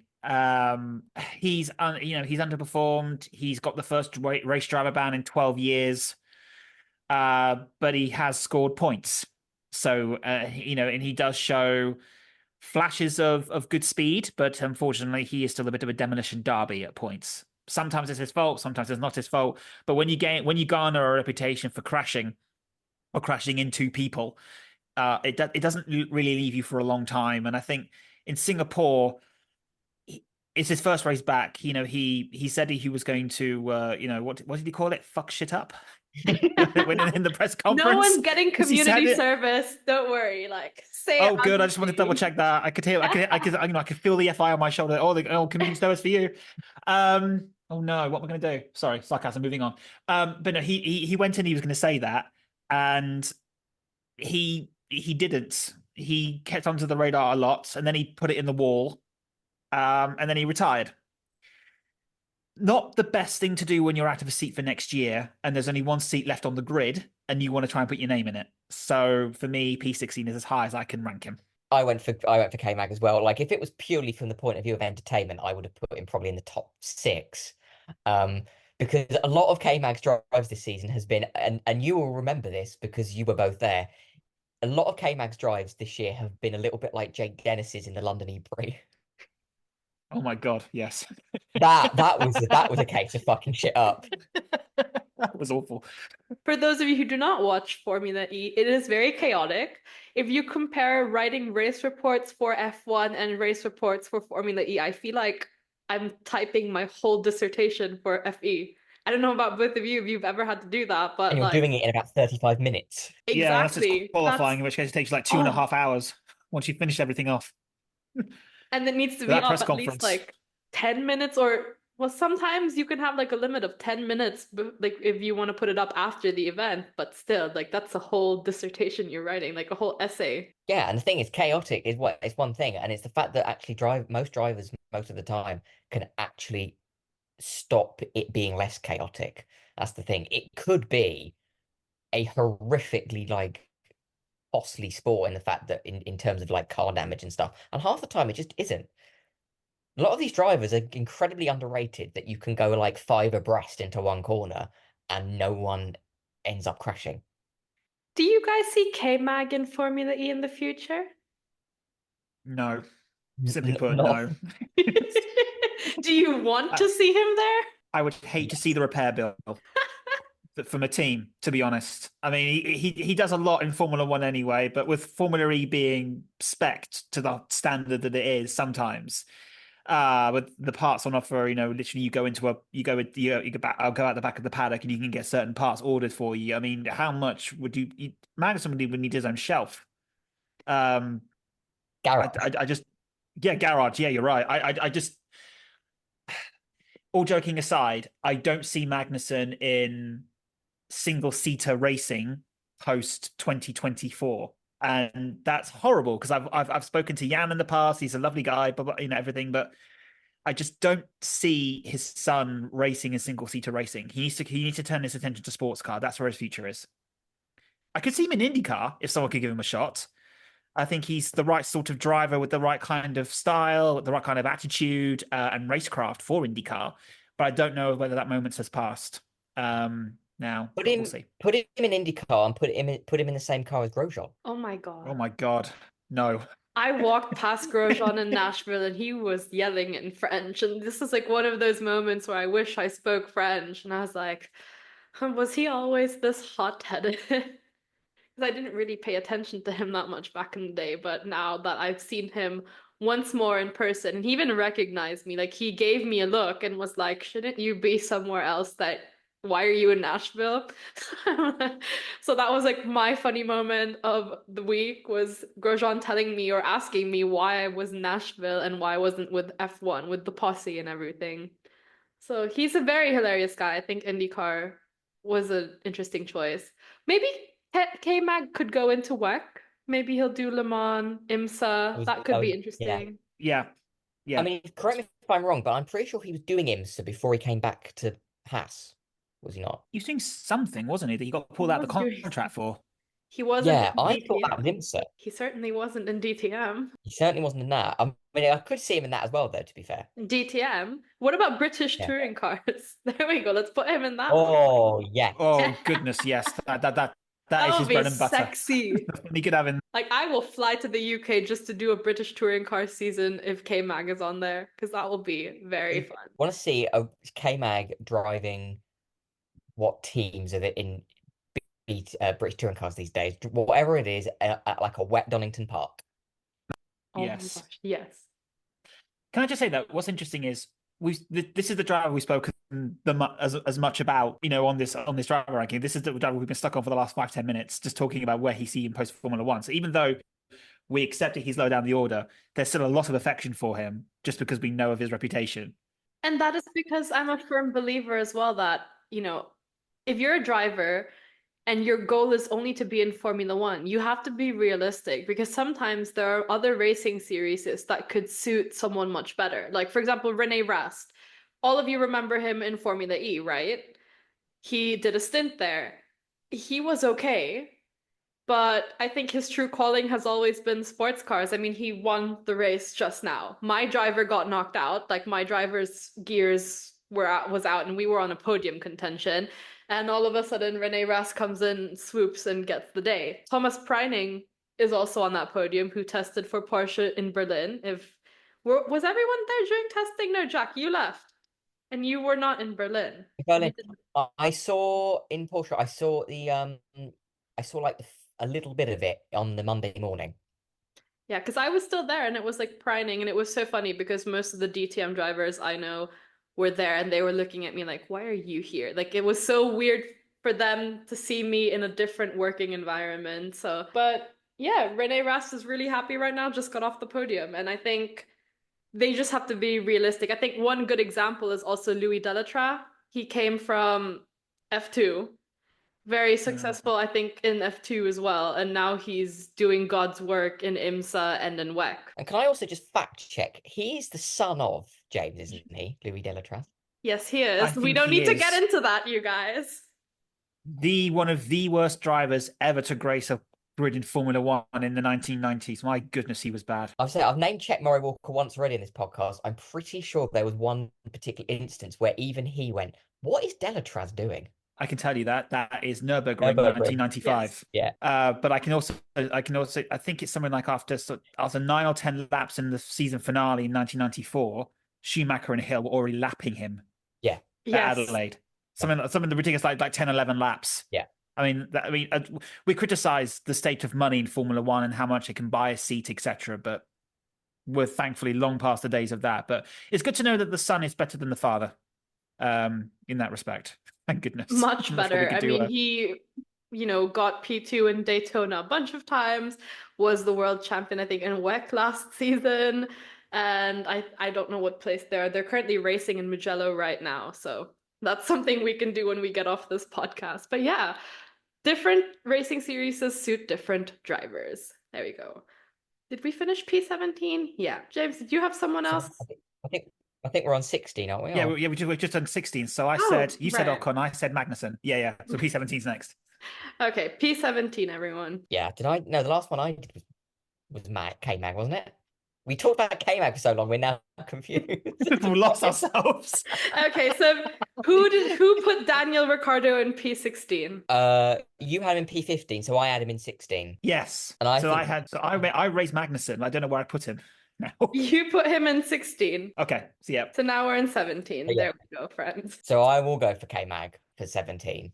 I think K-Mag for 17. Can't really place him any higher. I'd like to, but James? P18. So I No, don't we're know. in I honestly 17. don't. We're in 17. So P17. Yeah, this is where I'm really starting to struggle here. In terms of who should go where. P17. I'm probably going to have to give it to. I might have to give it to Bottas, I think, which might be a bit of a bit too high up, but the car's dreadful. You can sometimes forget he's racing around a track, but he's consistent and he's finishing races. He's not crashing. He's had for the vast majority of the season the advantage over Zhou Guanyu. But that's as far as that's the positives I can say, which is why he's so far down the order. Yeah, I mean, we can't even discuss about Bottas that much because there really hasn't been anything to discuss other than he might get that seat in Sauber, which I think will be very unfair to the youngsters that could potentially deserve it. Because I know German media was very hot on Schumacher coming back and going into Sauber. Also Alpine, but I don't really see that happening right now, and I'm fine with that. Yeah, there really isn't much to discuss about them. They finished the race. Pit stops haven't really gotten that much better. So no one can really justify putting Bottas up much higher. But there was a rumor that I did hear saying that he was supposed to go back to Mercedes as a reserve driver if he doesn't have a seat for next season. I don't know if that's true. I don't think it is either. pretty harsh given that they still haven't given that test to Grosjean that they promised him. Oh yeah, very Oh my true. gosh, I forgot about that. Jack, you just unlocked the memory in my head that I think exists. they've forgotten about it. That's the problem. Next time I see him, I'll be like, what about that Mercedes test? I'll do God's work and maybe he won't yell at me. We'll see. Anyways, P18. I'm surprised no one has mentioned Stroll or Perez yet. You guys must have put him really, really, put both of them really low. Yeah, I was saving them because I was going to go for Bottas next. Oh. I mean, nothing can really justify him being much higher, like I said. I can't say much about Bottas other than what James has said. Like he's driving a really bad car. He is the fastest of the two drivers in that car. And he's got a terrific moustache. The end. And the calendar. Yeah. And the calendar. I don't have Hey, I was at Silverstone this year, obviously, and on the fan stage, they had someone in the crowd who had the Bottas calendar, and the crowd kept on getting up, sort of started cheering because every few seconds the camera would cut to the guy holding up the calendar, switching it to the next day. I saw his butt 12 times. That's a lot in that's a lot in 10 minutes. You have to finance racing somehow, so might as well make a naked calendar out of it. So basically, you've seen it more times in that space of time than Tiffany does. You never know, Jack, because that's a whole different relationship. It's both a depressing and terrifying stat, to be honest. No, I gave one to my mom. I thought it would be funny because my mom and my dad, their first date was a Formula One race, one of their very first dates at the Nürburgring back in the day. And my mom, she liked Schumacher, so she's a huge Schumacher fan because she likes the attitude. She keeps on telling my dad that's the German attitude I want. I don't know what you do. And my mom is also a very huge Mark Webber fan and Jensen Button because she thinks he's a very elegant man. And my dad is just there, living whatever. So Bottas in 18 for Jack. James, who did you put Is Stroll gonna finally show up in this ranking? Nope, Perez goes in my P18 spot. Ay, so low, even though he was on the podium a bunch of times. Yeah, but the problem with Perez is this year is that he has so underperformed again. Now, you can attribute it a lot down to the car, but he crashes. Max is extracting, as we said at the top of the show, every ounce of performance from that Red Bull is going on the Constructors' Championship. Last year, Max won the Constructors' Championship for Red Bull single-handedly, realistically. Yeah. This year, they have lost the lead. It's now, what was it? Something like 41 points to McLaren, isn't it now, the gap after Singapore? Like, where do you even start with trying to understand how much Perez is going to cost this team in the next couple of years? That's why Lawson's in at RB for the rest of the year, because they want to turf him out and put him in to get rid of Perez. You've got Q1 eliminations, you have Q2 eliminations, far too many for someone of his caliber and of someone in the car of that strength. For me, he just needs to either retire or he needs to go lower down the order and rediscover his form. He's just, whilst he's in that team, he's in a permanent cycle. He cannot escape it. He needs a change. That team is not the environment for him to perform. It never has been, and I don't think it ever will be. He's got to go somewhere else. The P18. fans put Stroll in P18. So that was when he actually fully showed up as a unanimous vote. I definitely agree with the whole Paris situation. We're nearing the end of this ranking, but P19, you guys. Stroll. Ooh, Perez. fans say Bottas. I think, I think Perez, you do see occasional flashes from him, which is why I couldn't put him any lower than that. But it's just, there's just been a gradual dissipating of his form ever since he joined Red Bull. The first year he was great and he was a perfect foil for Max. And he actually did show he did drive very well in a lot of races. And of course, he did contribute hugely towards Max winning the championship on that brilliant bit of defensive driving he put on Lewis in Abu Dhabi. But it just occasionally, it just now becomes like fall offs in most races, apart from Baku, where he seems to own it. Yeah, I'd agree. On P19. My P is a P19 or a P18, P19. That's where I put Stroll. But there's not really much to say, really. He crashes. He doesn't seem to have an interest in being on the grid. He looks very bored half the time. I mean, for me, take the press conference, the big event that was staged when you had Adrian Newey being announced at Aston Martin. This is the biggest signing of the year.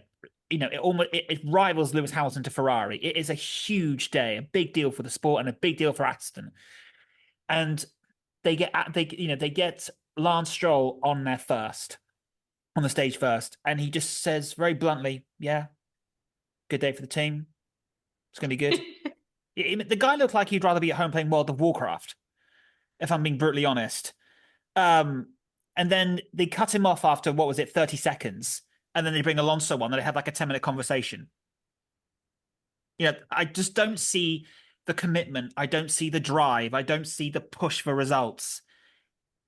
I'm being incredibly harsh here, but we've been saying the same things now for how many years he's been on the grid. You'd expect driver growth. He crashes out more times often than not. Singapore for me was his worst performance of the season, just by a country mile. You have Alonso up in Q3. You've got Alonso. He's way back in Q1. Something like, full second plus off the pace. Circles around to the back during the Grand Prix, nowhere near the points and nowhere near catching, the likes of Colapinto, etc.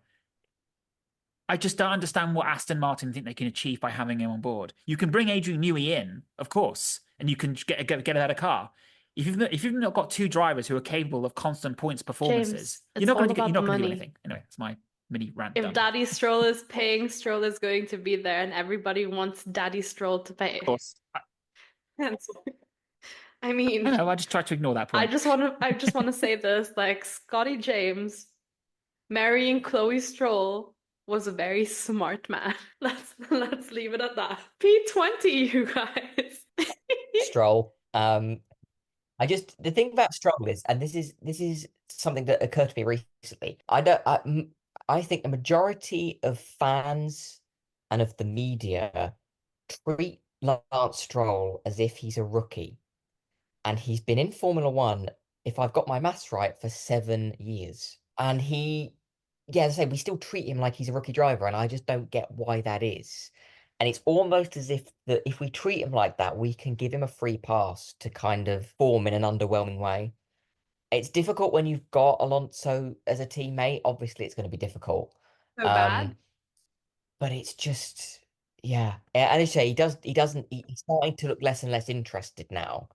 And it's a little bit like, is there going to come a point where actually he decides, as has been rumored for quite a long time, that he may give up racing and do something else, or he may go into another form of racing?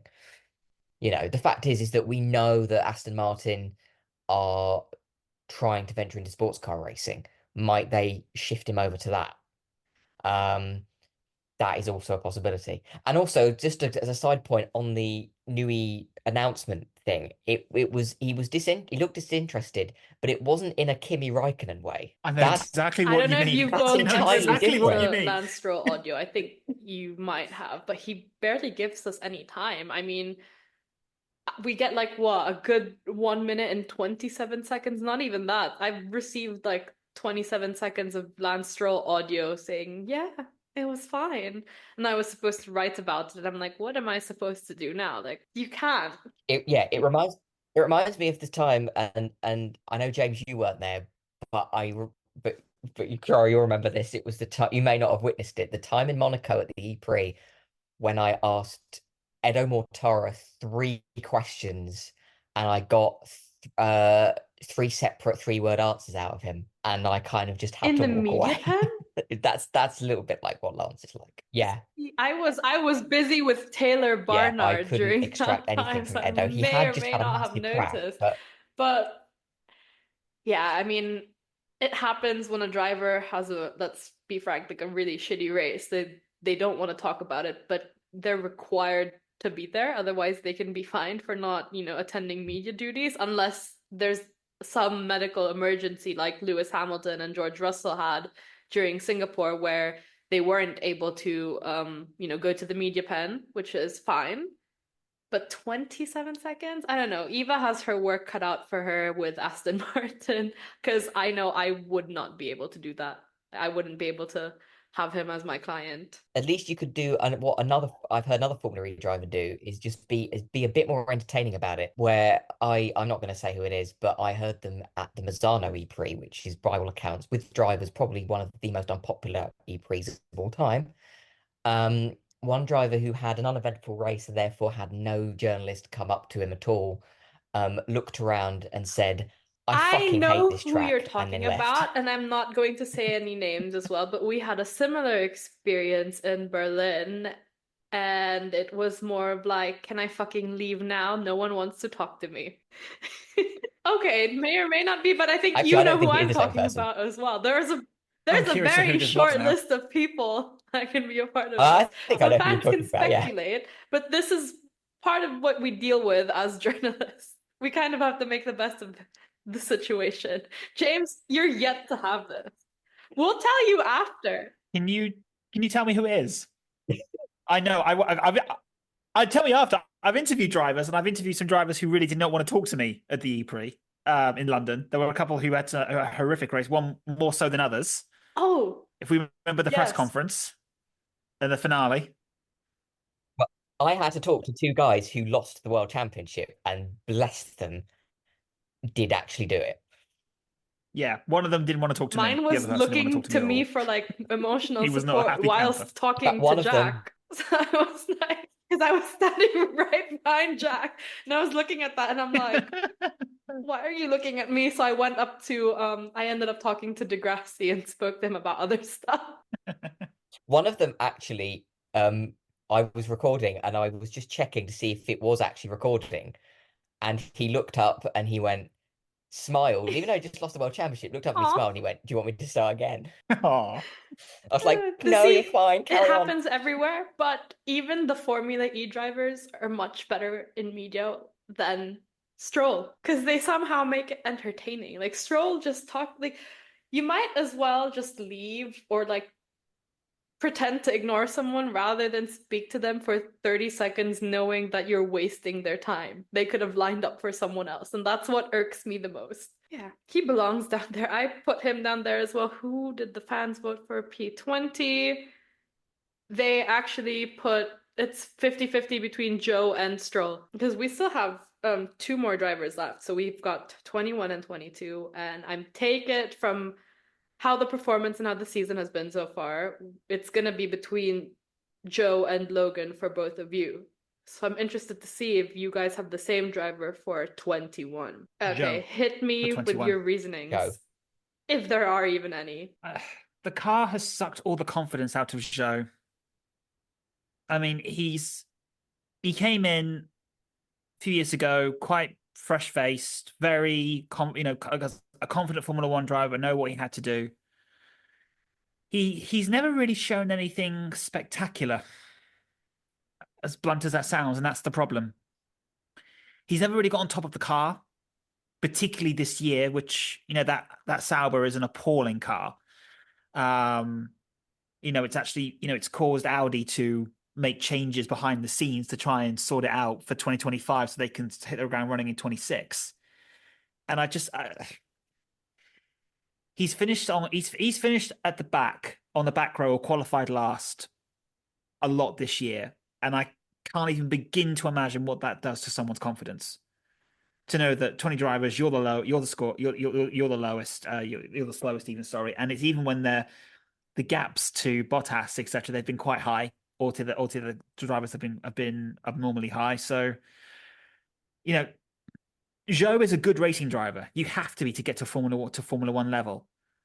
But I'm not. I just think maybe the current regulation of cars, the combination of the terrible time he's had with Sauber, I think maybe he needs to go to sports cars and try his luck there, maybe to rebuild his confidence because it is shattered. It's not going to come back. I don't think now. It's too late. Yeah, I think he's as you say, one of those drivers. He's not like what I would call a spectacular driver. He's not an all or nothing driver where you're gonna get something brilliant and then you'll have a race where he totally makes a hash of it. You don't really get either of those things. Um, and yeah, you have to feel sorry for a guy who drives a car like that, Sauber, because it is wretched. It's a wretched car. Um, I think, yeah, I think, I remember when he first came into Formula One, you remember that Oh my first God. race where he had that brief little jostle with Lewis Mm, for position.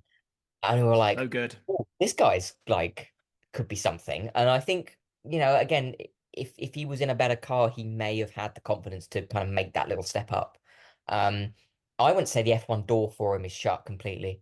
I would say that, yeah, he's still of an age where you could get him into another series and see Formula where he E. can then end up after that I if he does always well. thought Joe would do quite well in Formula E ever since I started watching. I mean, my first race was when it was in Hong Kong because all I had to do was go downstairs and I was at the track. I lived right above the track. So that was a fun one for me. But I always thought, that would be quite interesting, especially with how, China is with all of the e-cars and how they are with sustainability considering other factors. Yeah, I wouldn't be surprised if a team will go for him at some point. That wouldn't surprise me because yeah, because the Asian market for Formula E is just getting But bigger all that the time. leaves the man Yeah, seconded. himself, Logan I agree on that. Sargent, in dead last for every single one, including the fans. Who wants to start? It's just After no, you, no, no, after you, no. sir. You got, you want me, I'm gonna get the savagery out of the way. Um, yeah, it's sad because he seems like such a nice guy. He seems like he's like a driver you kind of want to root for to do better. Um, and he's gonna leave some form of positivity in his legacy, in that he was the first Formula One driver, I think, in 30 years to get points in a Grand Prix, and that's not a bad thing to take away. But the fact is that again, there's been such a big gulf. I know it's not been the quickest car to race in, but he's been so far and away from Albon. I'd say at times he's probably been further from Albon than Latifi was actually from Albon. Because I mean, let's not forget there are times where Latifi was actually quite close to George Russell, and I don't think you could expect Logan Sargent to get that close to George Russell if they were in the same car. Um, so I just think that yeah, it was inevitable. The damage bills and just the fact that there was never any significant improvement, it was bound to happen. Um, but I think he's again, I could see him not just because of his nationality, but I could see him ending up in IndyCar quite soon. I know there's rumors about it. I know that Prema were looking at him potentially, and I think another team are as well. I think that yeah, I think he could end up there, but I think Formula One, as a lot of drivers, particularly drivers from America, it just doesn't seem to suit them. Yeah, there's not much else I can add to that really. I don't want to savage him either. Because one fact I heard, which is interesting as well, is you talked about the bills, Jack, Hmm. particularly for the damage bills. I don't know I don't know the exact price breakdowns for constructors' points in Formula One. It's quite complex, isn't it? But I think it got to the point where Sargent's crashes, if he carried on, were going to cost the team more than they would win in money if they got seventh or eighth in the constructors. So from a purely financial standpoint, that also will have driven the decision. Um, I, it is such a shame for him as well, but I think it was inevitable. And I wanted him to do well. We all wanted him to do well, but yeah, I can't really add anything other else than you said, Jack. It's just a guy who has come over from the US. I mean, where did he finish in his Formula Two season? I think he was like fifth with like one victory or something, wasn't it? It He wasn't didn't win, that's particularly for high. sure. Yeah, I think so. No, and that for me is an alarm bell at the best of times. I think when he came on board, it was just before Darlington took over Williams from a financial standpoint. So, his money was needed at the time. But all the same, yeah. Yeah, go on, Jack. And I say this like from a slightly biased point of view because of who I supported as a kid. I do think that if they'd taken Mick on in that Williams car, I don't think he would have been as far away from Albon as No, Logan was. I'd Um, agree. and Mick got a real caning from people, particularly people within Haas, about the bills he racked up for crashing cars. But I think it's also worth noting that when he was in that Haas, he was by the second half of 22, he was Yeah. just as quick, if not quicker than K-Mag.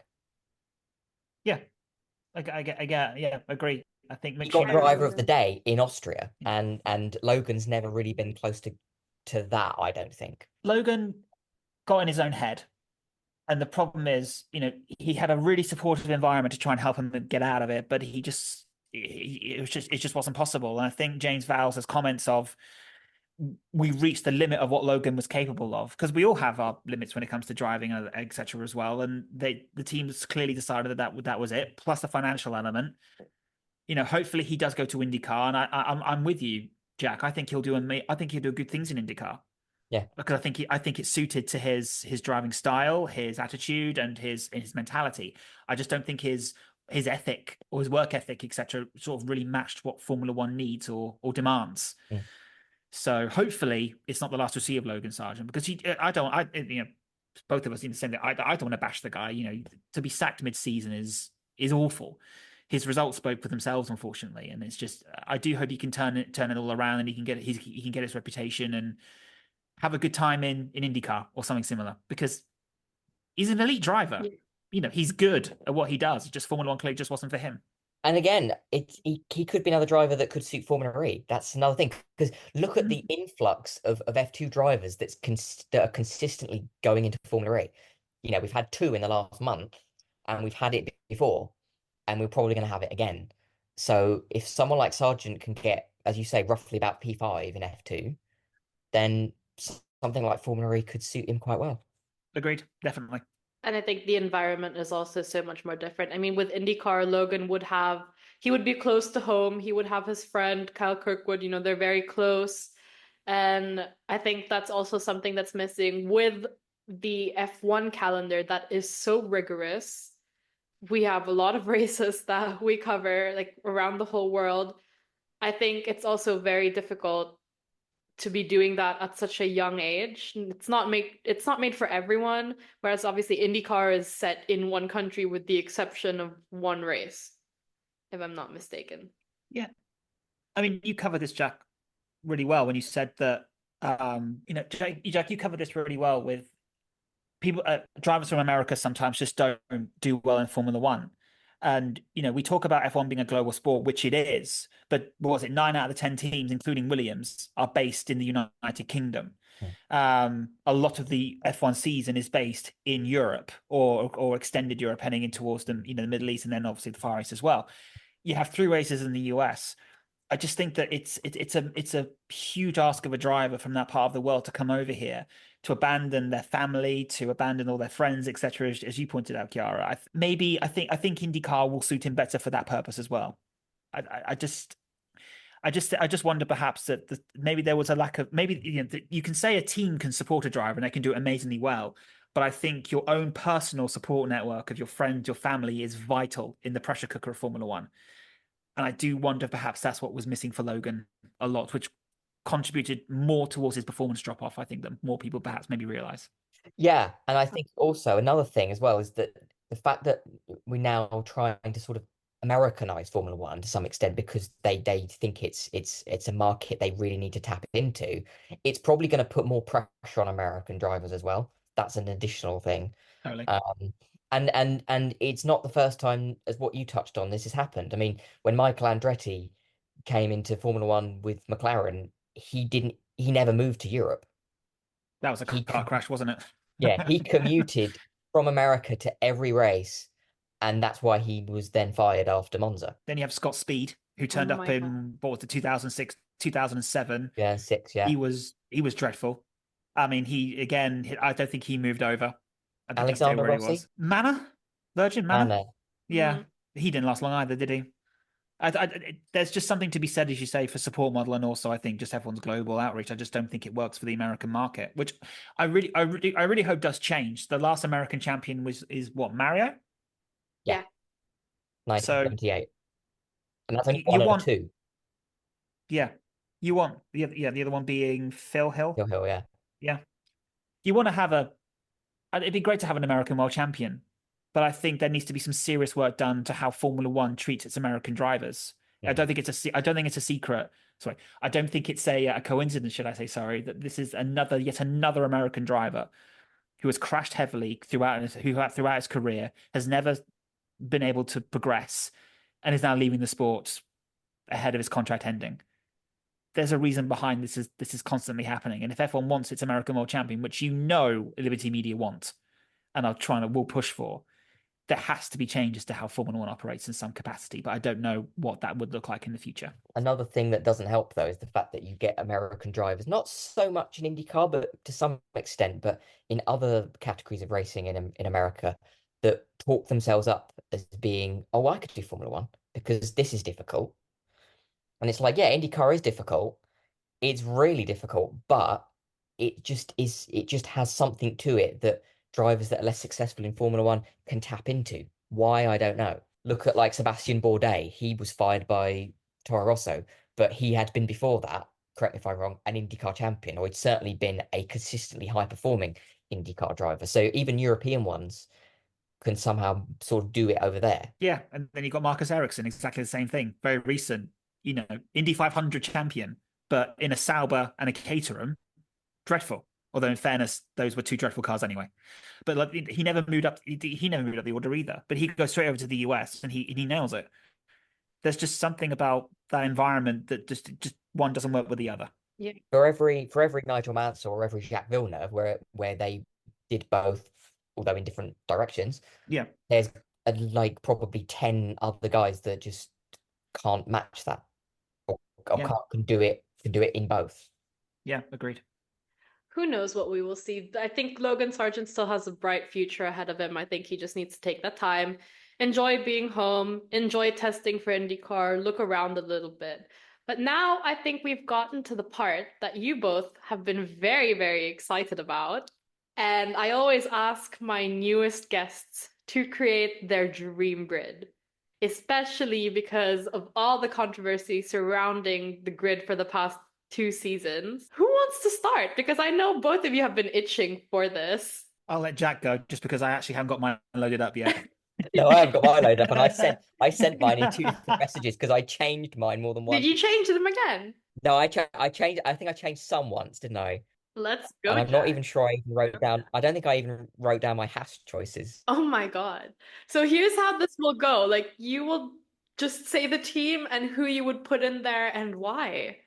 And it could be from any series. So if you're a new fan listening to this or friends of James and Jack, they can choose from any series possible. They can even choose someone from Sailing GP for all I care and justify that for me. But everyone is entitled to their own fantasies. And I'm very curious to see what these two have done. Sorry, Carol, did you just say A1GP? Sailing GP. Oh, for God, I said A1GP. That's a whole different conversation if you want That's. A1GP involved. My God, wow. I mean, A1GP. I'm pretty sure A1GP even had Jos Verstappen at one point. The floor is yours, Jack. All right. I'm not going to start with. I want to start with my McLaren, but I'm going to save that for a little bit down the line. Um, I'll start with my Ferrari choices. I'm going to pick a man who's going to Ferrari but hasn't gone there yet, which is Lewis Hamilton. But I'm also going to pair him with Michael Schumacher. The reason I'm doing it is because although it is prudent to say that you can't really judge, you can't match drivers against each other from different eras, but the closest you can come is when you can do Schumacher with Senna or Schumacher with Hamilton because they did race, all those permutations did race each other. I want to do it purely because I want to prove that Schumacher is the better of the two. Because I think Schumacher is the better of the two. And I think it kind of goes back to what I said earlier about you can't really judge a driver until they've driven a really bad car. Now, I would rate Hamilton without a doubt in probably the top five, maybe even less, but definitely the top five all-time F1 drivers. But Schumacher had a career in which he drove what some drivers would refer to as a shitbox more often than Hamilton has, in my opinion. Like if you take just, I'll give one example. I think one of the best seasons that Schumacher drove in his whole career was 1996. I knew you were going to say that. You'd say that, yeah, because that car was, it was a shitbox, that It car. was awful. It was a terrible car, and he managed to get P3 in the championship and that and win three races. Um, one of which was in the wet, in which he was able to use his own ability over and above the car. But the other two races were at Spa and Monza, which were power circuits, which he had no right winning on. Um, and I think Hamilton probably the only time I've really seen him do that was probably 2009, when I think he picked up a couple of wins. Um, but yeah, that would be a dream lineup for me, just because I think Schumacher would be able to edge Lewis out just slightly. Okay, that's interesting. That's interesting. So we actually have one driver in the same team for Ferrari, which is Hamilton. Okay.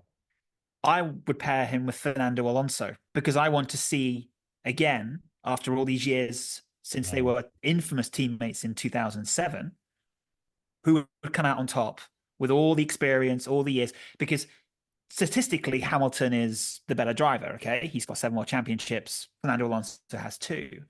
In racecraft, I argue they are extremely similar, and in identical machinery for the Scuderia, I would love to see who would come out on top on that in that scenario because I don't know who it would be because both have their merits, both have their weaknesses.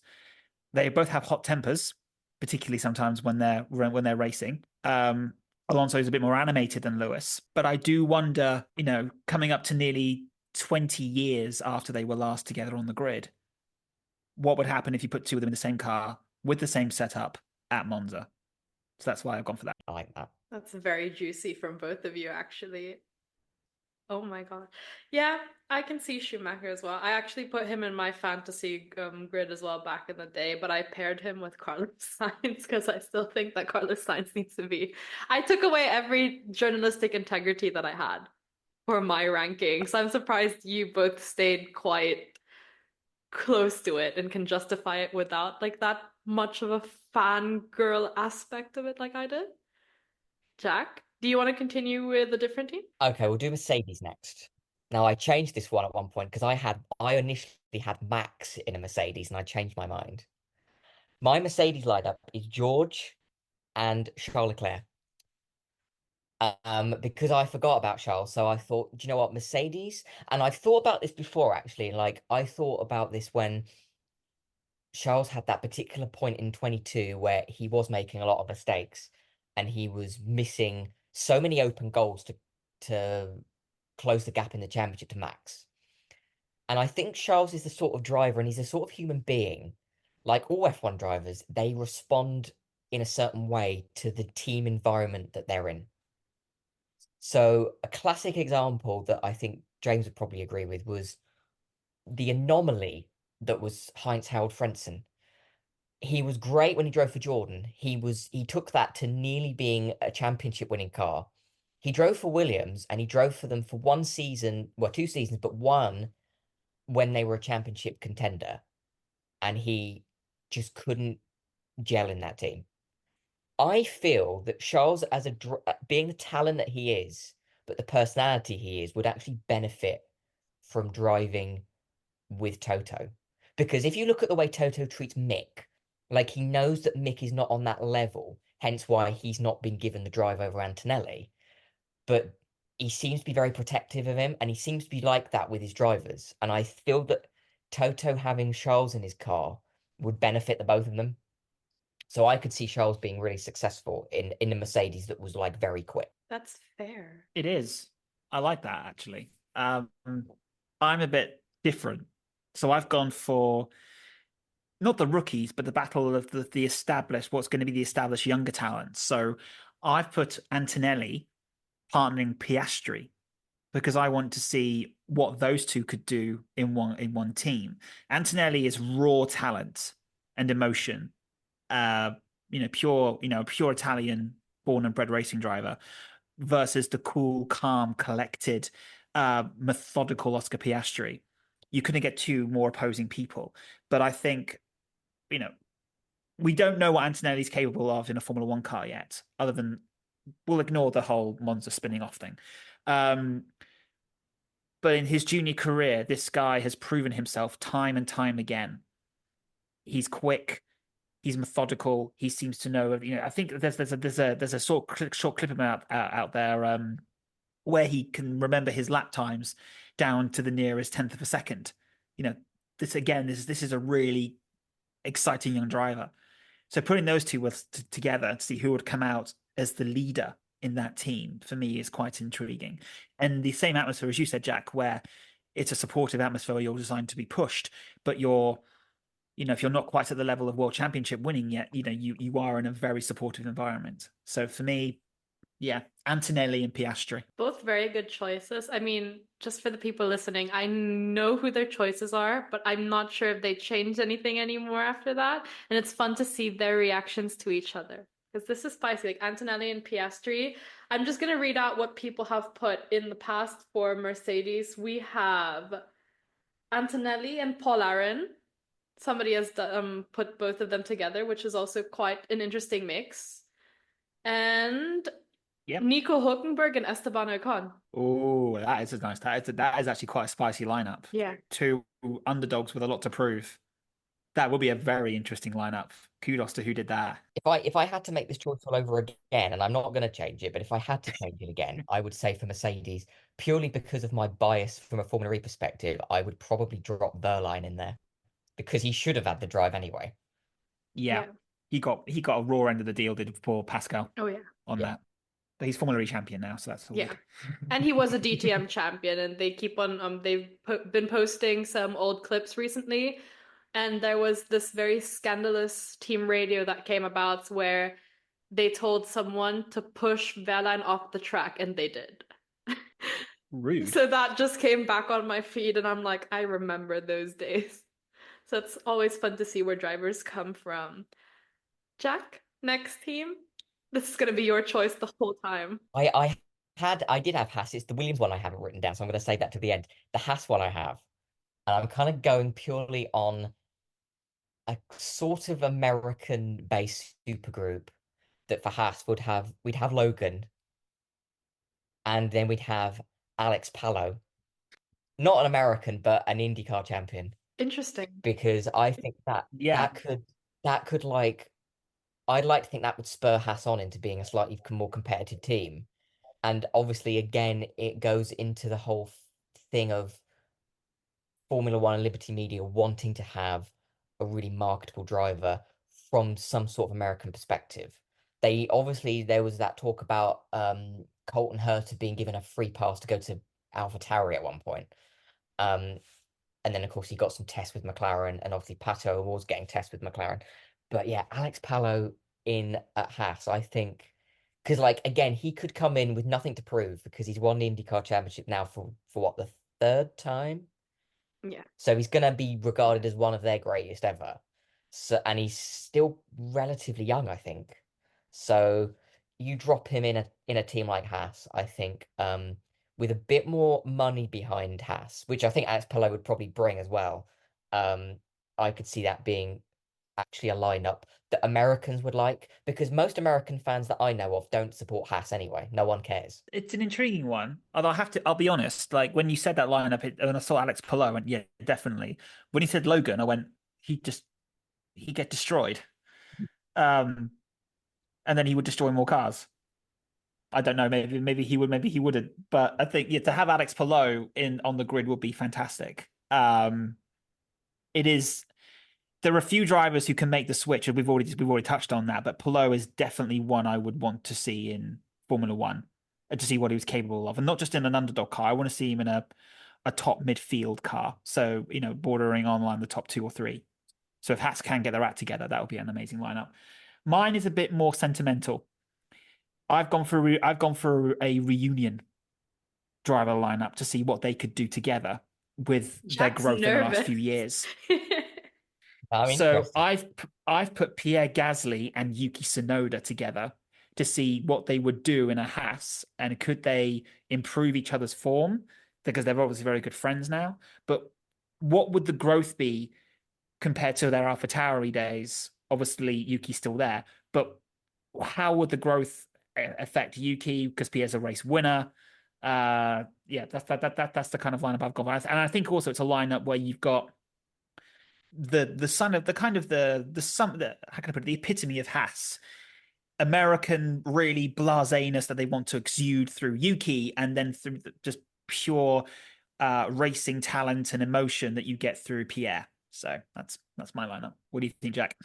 I like that. I do like that. That's from a completely different angle, but I do love that. Yeah, because I could see it actually fitting into their team really well. I like what you guys did as well. The others went a little bit delusional on this one. They've had Marcus Armstrong and Clement Novalak in there. That's purely a fan one. That was also admitted on the podcast, but I wouldn't mind it. I wouldn't mind Marcus Armstrong. I might mind Clement a little bit because he wasn't really on my radar. The other one was Joe Guan Yu and Sergio Perez, which was a little bit more Mm, interesting. Yeah. Not quite a fan of that one, to be honest. But I will say that the idea of Marcus Armstrong, I've got a real soft spot for, because he's someone who got screwed just because of the way Formula One is. And he was part of a driver academy. He was dropped. He has made a decent career for himself over in IndyCar. He should be in Formula One. I mean, I don't think it's particularly high up the order that he should be in Formula One, but he should have had a crack at the whip. He never got it, and for me, that's a bit of an injustice. Are you ready to tell us your McLaren lineup now? Or are you still saving that towards the end? No, I'm saving it. I'm saving it for at least another one or two. I'm going to go for Aston Martin. Ooh. And I love my Aston Martin lineup because I think there's something about it that fits the team really well. So I've gone for Carlos in an Aston Martin, and I'm going to pair him with Eddie Irvine. Oh, I love that. That is a spicy lineup. That's great. What I love is the fact that we've already said about how good a driver Carlos is, and I think like if Aston Martin could produce a good car, he could do really well in that. And also, there's something about the vibe of Aston Martin because it's such a great brand and it's such a cool brand. You need a driver that is cool and is fast and also really doesn't give too much of a shit about what he says. That's where you bring in Eddie, because Eddie, of course, was pretty much one of the most outspoken drivers of the 90s, I would guess. He was one of the last of the drivers that came before the sort of more PR driven kind of era. Um, and of course, he was so popular. He was popular at Ferrari purely for that reason. There was the story about how was testing. He just bought a new Ferrari road car, drove it up the autostrada, breaking the speed limit, was flagged down by the Italian police, pulled over onto the side of the road, and the policeman bangs furiously on the side of the car. He winds the window down, he sees who it is, and he's like, "On you go, you're ready, on you go, it's fine." Um, And yeah, because like again, he was just one of these characters. He didn't care what he said. He got in a car, did his job to the best of his ability, and to be fair, he was a great foil for Schumacher and Ferrari. And when he drove for other teams, he was also incredibly quick. Like he was good at Jordan. He drove a Jaguar most of the time. He had an awful car, but when the car was decent, he could actually take it to places. Like he took it to P3 in Monza. Mm. And I was there. I saw him do that. And it was like he got cheered like a Ferrari driver still. And to take a Cosworth powered, I think it was Cosworth powered Jaguar to P3 at Monza was a pretty special thing. And I guess it's because it's in a British Racing Green car. I can see him um perched inside an Aston Martin quite easily. Damn, I forgot about Eddie. That's an amazing lineup. Eddie He's was just jealous. brilliant. I am jealous because Eddie's amazing. He's a fantastic. He was so outspoken and just. I'm not going to repeat the same. I'm not going to repeat the same thing, Jack. Don't worry. But he was just amazing as a driver, a one of a kind. And you just don't get you just don't get his type anymore. It's a real shame. Um, my Aston Martin lineup is a bit more tame. So I've gone for the lineup of Russell and Behrman because they are the two British drivers.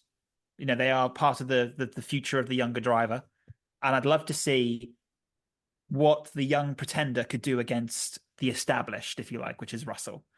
Um, in a British Racing green car, I think both of them would fit the bill of Aston Martin quite well in its current form. Youthful exuberance with a bit of experience, which is what I think they want to go for. The whole last Stroll thing aside, so yeah, I would love to see what Behrman could do against Russell in the same car because I think, and I'm going to call it, and I could be very, very wrong here, but I think that Behrman has more speed than Russell. Not just because of his age. I just think he's got more speed, and Behrman is a champion in waiting. I've Yeah. seen him. I've seen him through Formula 3, Formula 2. Obviously, ignore what Premier have done this year. The guy is seriously quick. And as I've touched on already, very mature shoulders, knows what he's doing, cuts a very relaxed figure. He would give Russell a serious run for his money, and he would come out on top, is in my opinion. That is actually a really good shout because we have one person who did put an all rookie lineup for Aston Martin with Jack Crawford and Felipe Drugovich because Drugovich at this point has just been waiting forever. He's probably going to wait for a longer amount of time. But my other person agrees with Jack and put Carlos Sainz and Lewis Hamilton in there, though. So it's Sainz, but with Hamilton, which is also quite spicy. Next team, boys. Uh, I'll go with Red Bull, and mine's it's a bit of a bland choice, but there is sentiment to it, which is I will pair Max with Daniel Ricciardo. It Aw. was it was the best. It was such a great lineup, and if you could get Ricciardo back in his old form and put him in a Red Bull that was quick alongside Max, I think it would be so great to watch. You could always have a repeat of Baku again, but there's also that possibility that it could just be particularly now that I think Max and Daniel have like obviously sorted stuff out and they're not at that level of rivalry anymore. It could be such a great thing to see. Um, that's assuming if if there's anyone left at Red Bull behind the scenes by then. Debatable at the moment, isn't it? Uh, okay, so mine we again have the same driver in one of the seats, which is Verstappen. I've paired him with Lando because I would love to see with as Lando's growing and he's got better, could he match Max in the same car? There's no other reason for that pairing than that, We realistically. have some interesting ones actually. Well, One person kept Max as well and put Pepe Marti in there, and the other person put Lando with Bottas in the Red Bull. Lando with Bottas. Okay. Yeah, okay. I mean, if Bottas was in his old form, I could see it happening. Now, I'm not really sure about that. And I did say this during that podcast episode as well. I was like, okay, Bottas might be a little bit of a weirder shout, but I do agree with Lando. I think that, I mean, it hasn't been a secret that maybe Red Bull are interested in him. It keeps on popping in and out in the rumor mill with Formula One. So I think it could happen. The question is if Lando wants to leave McLaren. I think that will come down to The that. the difficulties they've got as well now is that Lando is now a championship contender. The window that Red Bull had to snatch Lando is gone. Lando is gone because he's now a world championship contender. He's a multiple race winning driver. If he was to go to Red Bull, he would be expecting to fight for wins week in and week out. I don't think that's what Red Bull want. Red Bull operate a very strict, what I call the former Ferrari way of working from the early 2000s. Clear number one, clear number two. Hmm. Lando just isn't that anymore. He was. Don't get me wrong. He was. He could have been a great support act, but those days are gone. Are very much finished now. Speaking of Lando, Jack, are you ready for McLaren? Because I feel like you're so like gatekeepy Yeah. about this. This is what's terrible is because I came up with so many like weird fantasy lineups that I couldn't find a seat for Lando anywhere, and that's really awful. Um, That's fine. Okay, I'll go for McLaren now. McLaren is, I think, the best lineup in here because I wanted to find a seat for both of these drivers somewhere, but I wanted to find a team that would match them in terms of like how they would be able to accommodate their personalities. So for McLaren, I've gone for two ex-McLaren drivers. I've gone for Kimi Räikkönen and James Hunt. Oh. Oh, that is an amazing lineup! Wow, you couldn't have had two polar opposite people if you tried. But they are the most fun, but in completely different ways. Yes. Because I could see the fact from personality, yes, are like in front of a camera personality. You've got Kimmy, Iceman, doesn't say very much, doesn't give too much away. But you get him and James Hunt on the same yacht, and then they're going to be at one. Yeah, you'd have the harbour police out probably about 2 o'clock in the morning to shut it all down, I'd wouldn't be you? in With that those two. Yeah, after party. I'm pretty sure both of you are going to be sneaking in on that yacht, like if that was the yeah, yeah. case. Just to give you an idea of James Hunt, like I spoke to Maurice Hamilton. He's an ex Formula One commentator who used to hang around with James Hunt back in the day, and he gave me a really great story just to summarize what Hunt was like, just for people who don't know much about him. He used to wait at the entrance to the gate to Paddock to meet James to do an interview with him, and he would say, "You turn up with a cigarette in his hand. You go, yeah, that's fine. I'll see you later on this afternoon, or when I finish qualifying." And then he'd be waiting, and he'd wait, and he'd wait, and he'd wait, and then he would arrive about 3 hours later with two women on his arm and a cigarette in his mouth, saying, "Oh, did I forget to talk to you today?" Like that's just like Formula One was so different back then. But I'd love to see what James Hunt will be like with Kimmy. My God. I mean, James Hunt, again, yeah, there's so many stories that you could devote a whole podcast to. But the thing is that his personality never really changed from when he was a driver to a commentator. As a driver, he was exactly the same. He would turn up the same way with two women on his arm and a cigarette in his mouth. Um, and then actually also had a vulnerability which actually is depicted in Rush, which was not actually something that was fiction. He used to be he used to be like physically sick with nerves before a race, but then could just get in the car and drive it and actually like get results. And of course, hence in Hesketh, he actually drove that to its only, I think, F1 win Yeah. with a car like that. Um, and also had a tough streak. He once drove a race, I believe. He drove a Hesketh with half the gear shift missing. So what was left was the inside of it where the actual gear knob was had like fallen off. So he was actually literally having to change gear with quite a blunt piece of metal digging into his hand, um, which was then bleeding profusely by the end of the race because he was having to just dig his hand in.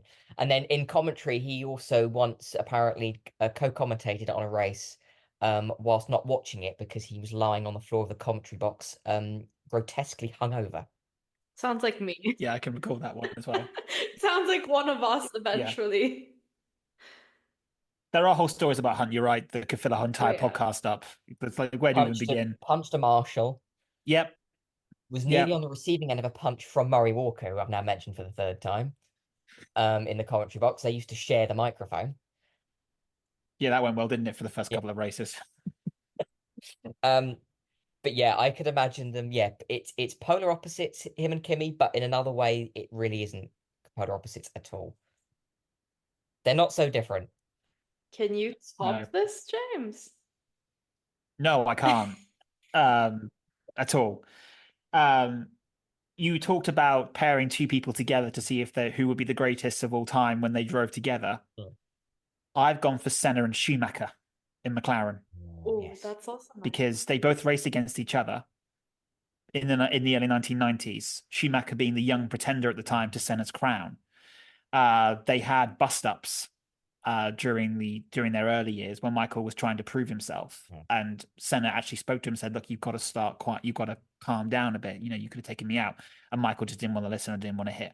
And then the two of them together were just always on it and always on each other. So we obviously were robbed of Ayrton far too soon when he went to Williams, and we had the first championship showdown in 1994. What should have been the first championship showdown prior to Imola, and we never knew what Senna and Schumacher could have done against each other. So for me to put them in the same machinery in a McLaren, ideally a white and red McLaren powered by Honda power, I'd love to see what those two could have done together because I think it would have been absolutely magical. I agree with that. I think, I mean, I wasn't born yet during that time, but I did my research. Ugh. I rewatched a lot of the things, especially, doing what we do, you want to be well informed, and I totally see that. Which is why, I mean, I'm fine with both of your lineups, both equally iconic, but I would be on the party yacht with Kimmy and James. Just so you know, and Same. I I will don't be even drink, and I'd sneaking be. everyone in. I don't drink, and I'd love to be on that yacht. Jack? Jack and I will drink. You'll make sure that Jack and I get home.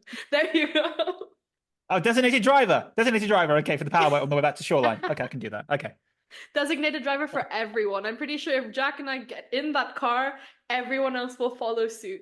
Oh, this isn't public airways now, isn't it? Oh, damn. It I'm going to be is drunk forever now. Never mind. Okay. If Kimmy and James are in the car with you. But that means Kimmy and James are in the car with me, so that's just already cool on a different level. So that's Yeah. fine. Alrighty. Next team. Alpine. Oh my Now God. I've chosen this lineup purely for the purposes of hilarity. I put Esteban Ocon in purely because it up until recently, as we've already discussed, it was his team. And I'd like to think this Alpine is actually a half decent one that could challenge for points and podiums. So we'd have Ocon actually being able to maybe get another win under his belt, but also for the purposes of how awkward it would be for him and how hilarious it would be for us watching, I've paired him with Oscar Piastri. Oh my God. Ooh, that is nice. That's spice, is that? Imagine having to tell Oscar he's going to have to get in that car and in that team. Um, because yeah, we all know what happened there, Oh, we and we all know what a great decision he made by doing that. Um, when actually at the time it looked like it was actually not a particularly good idea because the Alpine was probably slightly quicker at that point. But if it was a quick Alpine, Oscar would be good in it, and Ocon would be good in it. And again, I think it's a good contrast because you've got Ocon who's quite a fiery, sort of emotional kind of Latin character. And then you've got Oscar who is very kind of like not like Iceman, but he's very calm and very he's ill at liberty to say anything negative about anyone. Um, and maybe Esteban might push him into that. You don't know because Esteban is, as I say, a fiery driver who could actually bring something like that out in someone else. Love that. Never forget the fiasco. That's what I'll I say. Never wouldn't forget the forget it. fiasco. My lineup at Alpine is slightly different. So I've gone for what I want to see as the future of Formula One, where we have two seats occupied like this. So I've gone for Abby Pulling and Jess Hawkins to be in that Ooh. team because I want to see because they are for me two of the fastest women in the world right now. I would love to see who will come out on top in that team, but also I think Abby Abby will. I'll make the prediction. I could be horrifically wrong. Abby will be on the F1 grid in the next 4 to 5 years. She can't not be. She's so damn quick. Um, she's very grounded. She's very realistic. She knows how to set up a car properly. That's not the right terminology, but I can put that. She's got more technical prowess than I think some of the current Formula One drivers do. Because you need to have that in order to move to be to be a championship contender. She's had to fight doubly hard. She's very honest about some of the barriers she's faced. She's still doing what she's doing. I want her on a grid, and I want her on an Alpine. Jess Hawkins, obviously, she's the driver ambassador, and also I think she runs the F1 Academy series for Aston Martin. Very experienced, and again, someone in my view who should have had a crack at the whip at Formula One. She didn't, but I would love to see her paired against one of her own proteges. That'd be cool to see. I would be up for that as well. I mean, many people also put Jamie Chadwick on there. Not necessarily in the Alpine, but they put her on their grids Yeah. as well. She's doing quite well in IndyCar. Would be interesting. I'm still kind of annoyed we all missed the photo op with Abby Pulling, considering she was sitting right in front of us in London. I don't know if all of you realized that. When? During the E-Prix in the I media remember, I center, remember Abby Jamie Pulling being was on the there. table in front of our group. Damn. How the hell do we all miss that? Okay. I remember Jamie Chadwick being there, but In the media center with us, sat directly in front of our table. Yeah, you missed that. Man. I Yeah. was too shy because I don't know what the protocol is in our situation sometimes. But yeah, we missed the photo op. We could have had her in our group picture that Jack also missed, by the way. I don't know where yes. you were, but Well, I hope we can sort that out this year in Monaco, aren't we? Well, the next season, let's hope we sort that out in Monaco. oh yeah, definitely. Absolutely. Next team. Oh, three more. I'll go for RB, and I'm gonna make a really late change to my RB lineup Uh-oh. completely. Um, because of the points that James has just made, I am gonna put Abby Pulling in the RB, but I'm gonna put her with a driver who I feel had his best days at RB or an AlphaTauri, which is Pierre Gasly. I think that would be a great little contrast of a lineup as well, because as you say, you've got someone who is really quick and really could be the one that breaks the glass ceiling, as it were, and getting a female driver into Formula One. And someone who might actually get there on merit, because we've had so many instances where that hasn't happened. Whether it was someone like Giovanni Amata going into Brabham, and then she had to be booted out in favour of Damon Hill, or Carmen Jorda getting a test drive with Renault when she was incredibly slow, and then has been in slow in every series since. Abby Pulling, I think, actually is potentially the real deal. Definitely. And I think that I think she could be banging on the door of Formula One at some point.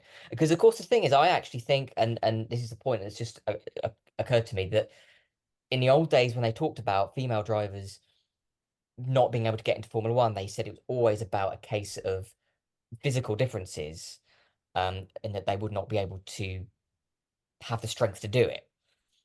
Though those difficulties are probably only going to occur more so in things like F3 and F2, where the cars are different. When you get to Formula One, if you can get your brain around the speed of the car, the physical element of it just isn't going to be an issue. We saw that with Susie Wolf testing a Williams. So I really don't see that's going to be an issue. And then Gasly, yeah, I just feel that if RB could make a car that was anything like that sort of 2021 era AlphaTauri, Gasly would be awesome in that car because he knows the team, he knows the way it runs, and if the car's quick, you could see him right at the peak of his form. Yeah, I'd go with that. Yeah, Gasly in RB AlphaTauri, that was him at his absolute best. Um, he gelled with the team. That's why he delayed so long leaving. I tend to sometimes wonder if he had to leave RB because he just couldn't move any further forward. But at the same time, is he ever going to find an environment as supportive as the one that led him to win a race, with them? So sad times. Who would you put in RB? Sorry, yes, sorry, tangent, sorry. RB for me, I've gone for the battle of the current drivers to see who would win out at Red Bull, something Red Bull just seem to be able to do at the moment. So I've gone for Lawson and Hadjar because I want to see. We know Lawson's speed, and obviously he's now going to get a crack of the whip for the rest of the year. But I also want to see what Hadjar could do in Formula One machinery, and see if it, if where because he's lost the lead in the F2 championship, hasn't he? But he's still very much a contender. Could he hold his own against Liam Lawson in a Formula One car? I think he Because we rely on stats a lot to make decisions. I think he could as well. But who would come out on top of that? I actually don't know. Oh, I really want to see because that because there are some drivers who will go into Formula One and they can have an amazing F2, F3 career, and they flounder and they just don't they just can't move forward. There are others who have mediocre F2 careers who excel in Formula One. And I just wonder what Hadjar would do, where he fits on that scale. Because I've got the feeling he would do extremely well and give Lawson's a good, decent run for his money and put Red Bull in a very difficult position for someone to promote. Yeah, I think Red Bull do have a good habit of looking for really talented drivers. There's no denial in that. And Hadjar is very feisty.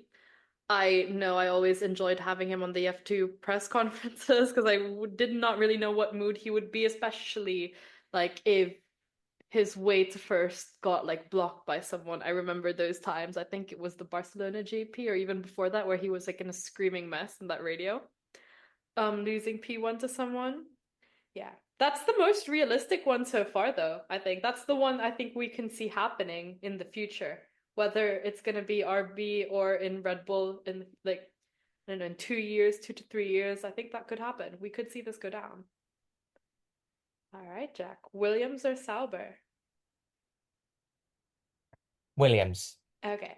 Now, I really turned this one over my head quite a lot because I've had different lineups in my head, but I'm gonna plump for one, and I'll go over the reasons why I didn't pick people I didn't pick.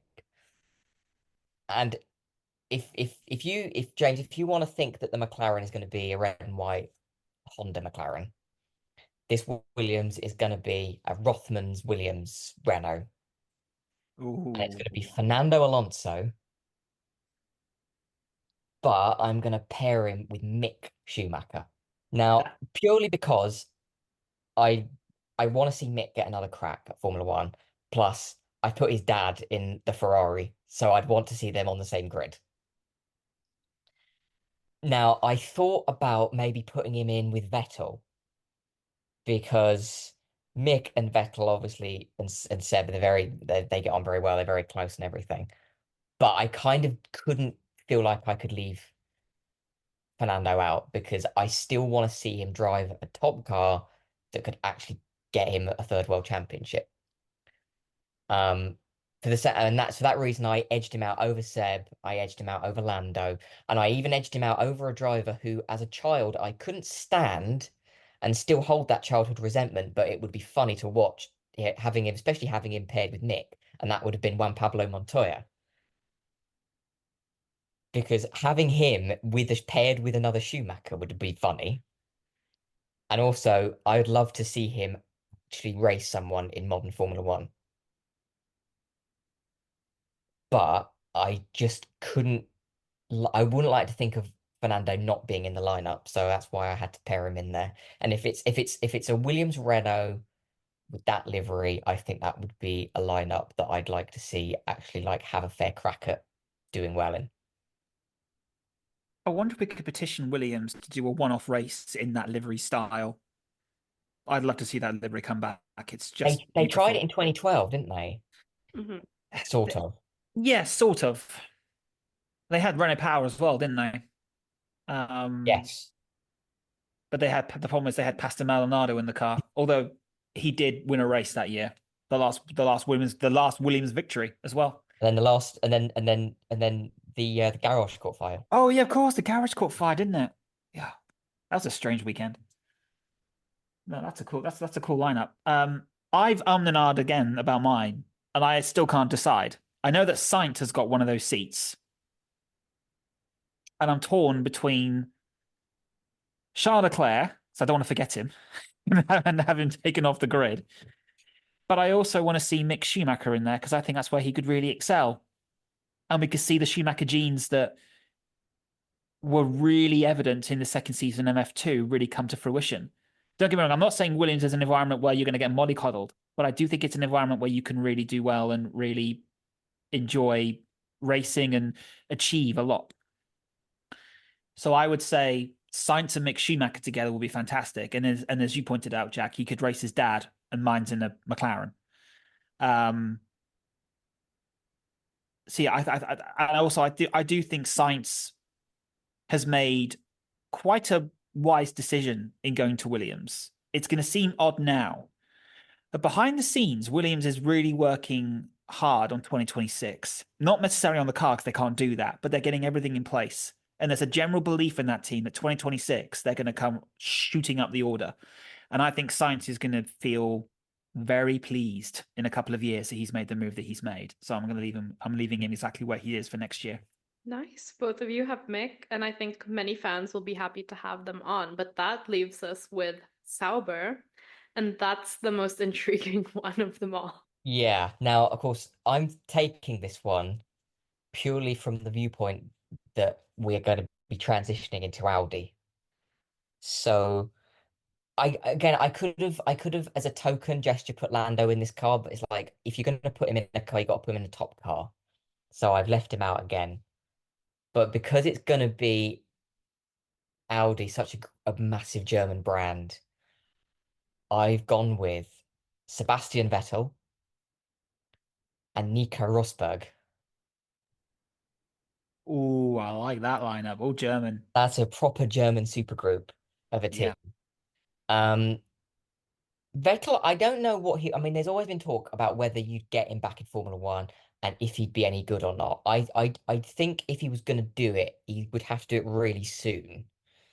Otherwise, I think we may not see him racing anything, or we might see him do something. I mean, there was some wild rumors about him doing Formula E at one point, which I don't think would happen. But although, given that he's become like quite an environmental spokesman and cut and stuff, you could kind of see that happening potentially. But if you have him in Formula One, I think you'd need him in.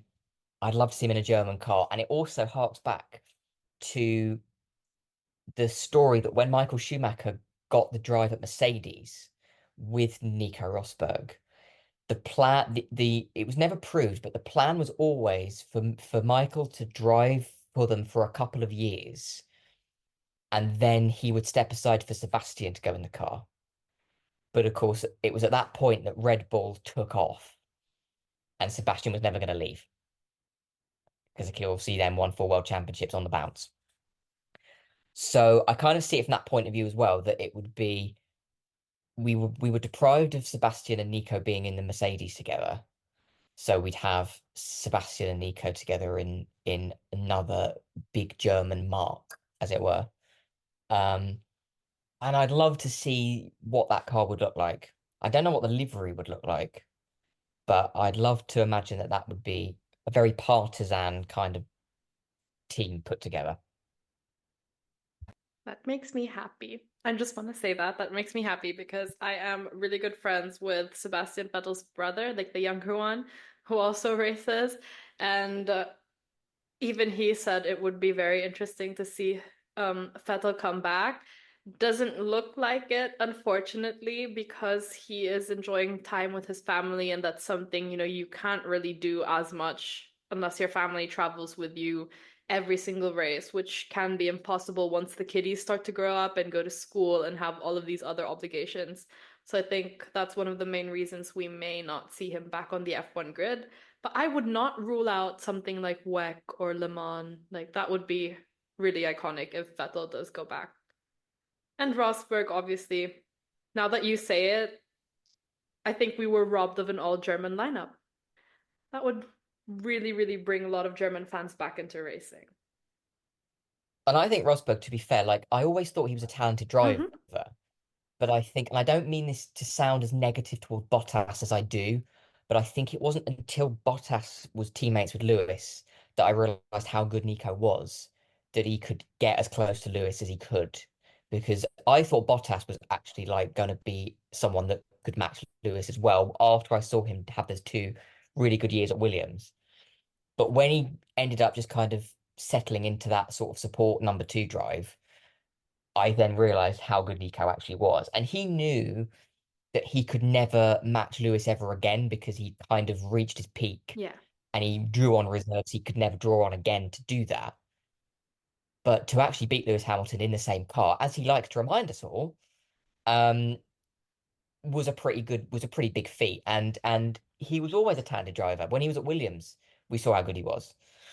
I'm pretty sure in like his second Grand Prix, I'm pretty sure he ended up walking away with the fastest lap or something in like a Cosworth powered Williams. Like we all always knew how good he was. Um, so yeah, I would love to see him racing again and racing in a German car. That's made my lineup look truly terrible because I've gone on the idea of Sauber only, not Audi. Um, if I'd gone for Audi, as I probably would have had a very similar lineup to yours, and I would pay good money to see that lineup. That's an amazing lineup. Okay, so mine is based purely on Sauber as they are right now. And it's also based on youngsters and opportunity, which I think currently is what Sauber kind of is at the moment, for what it should be. So I've got Colapinto in there because I think he's earned his spot on the grid permanently for for the future. But I've paired him with someone who, in my view, it is a sin that he's not on the grid, and that's Teo Porcher. Uh, Porcher never had a hand at Formula One. He dominated his year in F2. He's done extremely well. He's gone on to work at, gone on to do things in IndyCar, but I don't understand why he was never given a fair try in a Formula One car. I think Paul Chair, if you were to put him in there in the Sauber, I think he would do a lot of good. He'd raise a lot of eyebrows and he would start to move up the order. Unfortunately, Teo's time, as is the same with Callum Ilott, both their times have gone. I rate Paul Chair above Ilott, but I do think that Formula One has an issue. Thankfully, next year seems to have solved that problem, where Formula One had a bit of an issue where it was very hesitant of taking on any young drivers who were unproven. It seems to have gone now, thankfully. What was it last year? We started, what was it this year, with the same grid as Yeah. last year, as last season. Like that's first time in Formula's One, 70+ year history that's ever happened. So I think that the fact that we've got the likes of Jack Doohan coming on the grid, we've got a couple other promotions coming, that solves that problem. But for me, Pourchaire is the last victim, if you like, along with Felipe Drugovich, of drivers who should be on the F1 grid, should have had an attempt, but just didn't get the opportunity for various reasons. Yay. I'm And really also from a impressed by Formula E your point of team. view, I was going to say just from a Formula E point of view, I'd throw Nick Cassidy in there as well because he was a Mm. back driver who was pretty much shafted in F3 by having a teammate who was allegedly, and I use that word advisedly, allegedly given parts to his car that were not on Nick's car. And he was beaten by that teammate and he was not as quick as him. I'll let you have a think about who that was.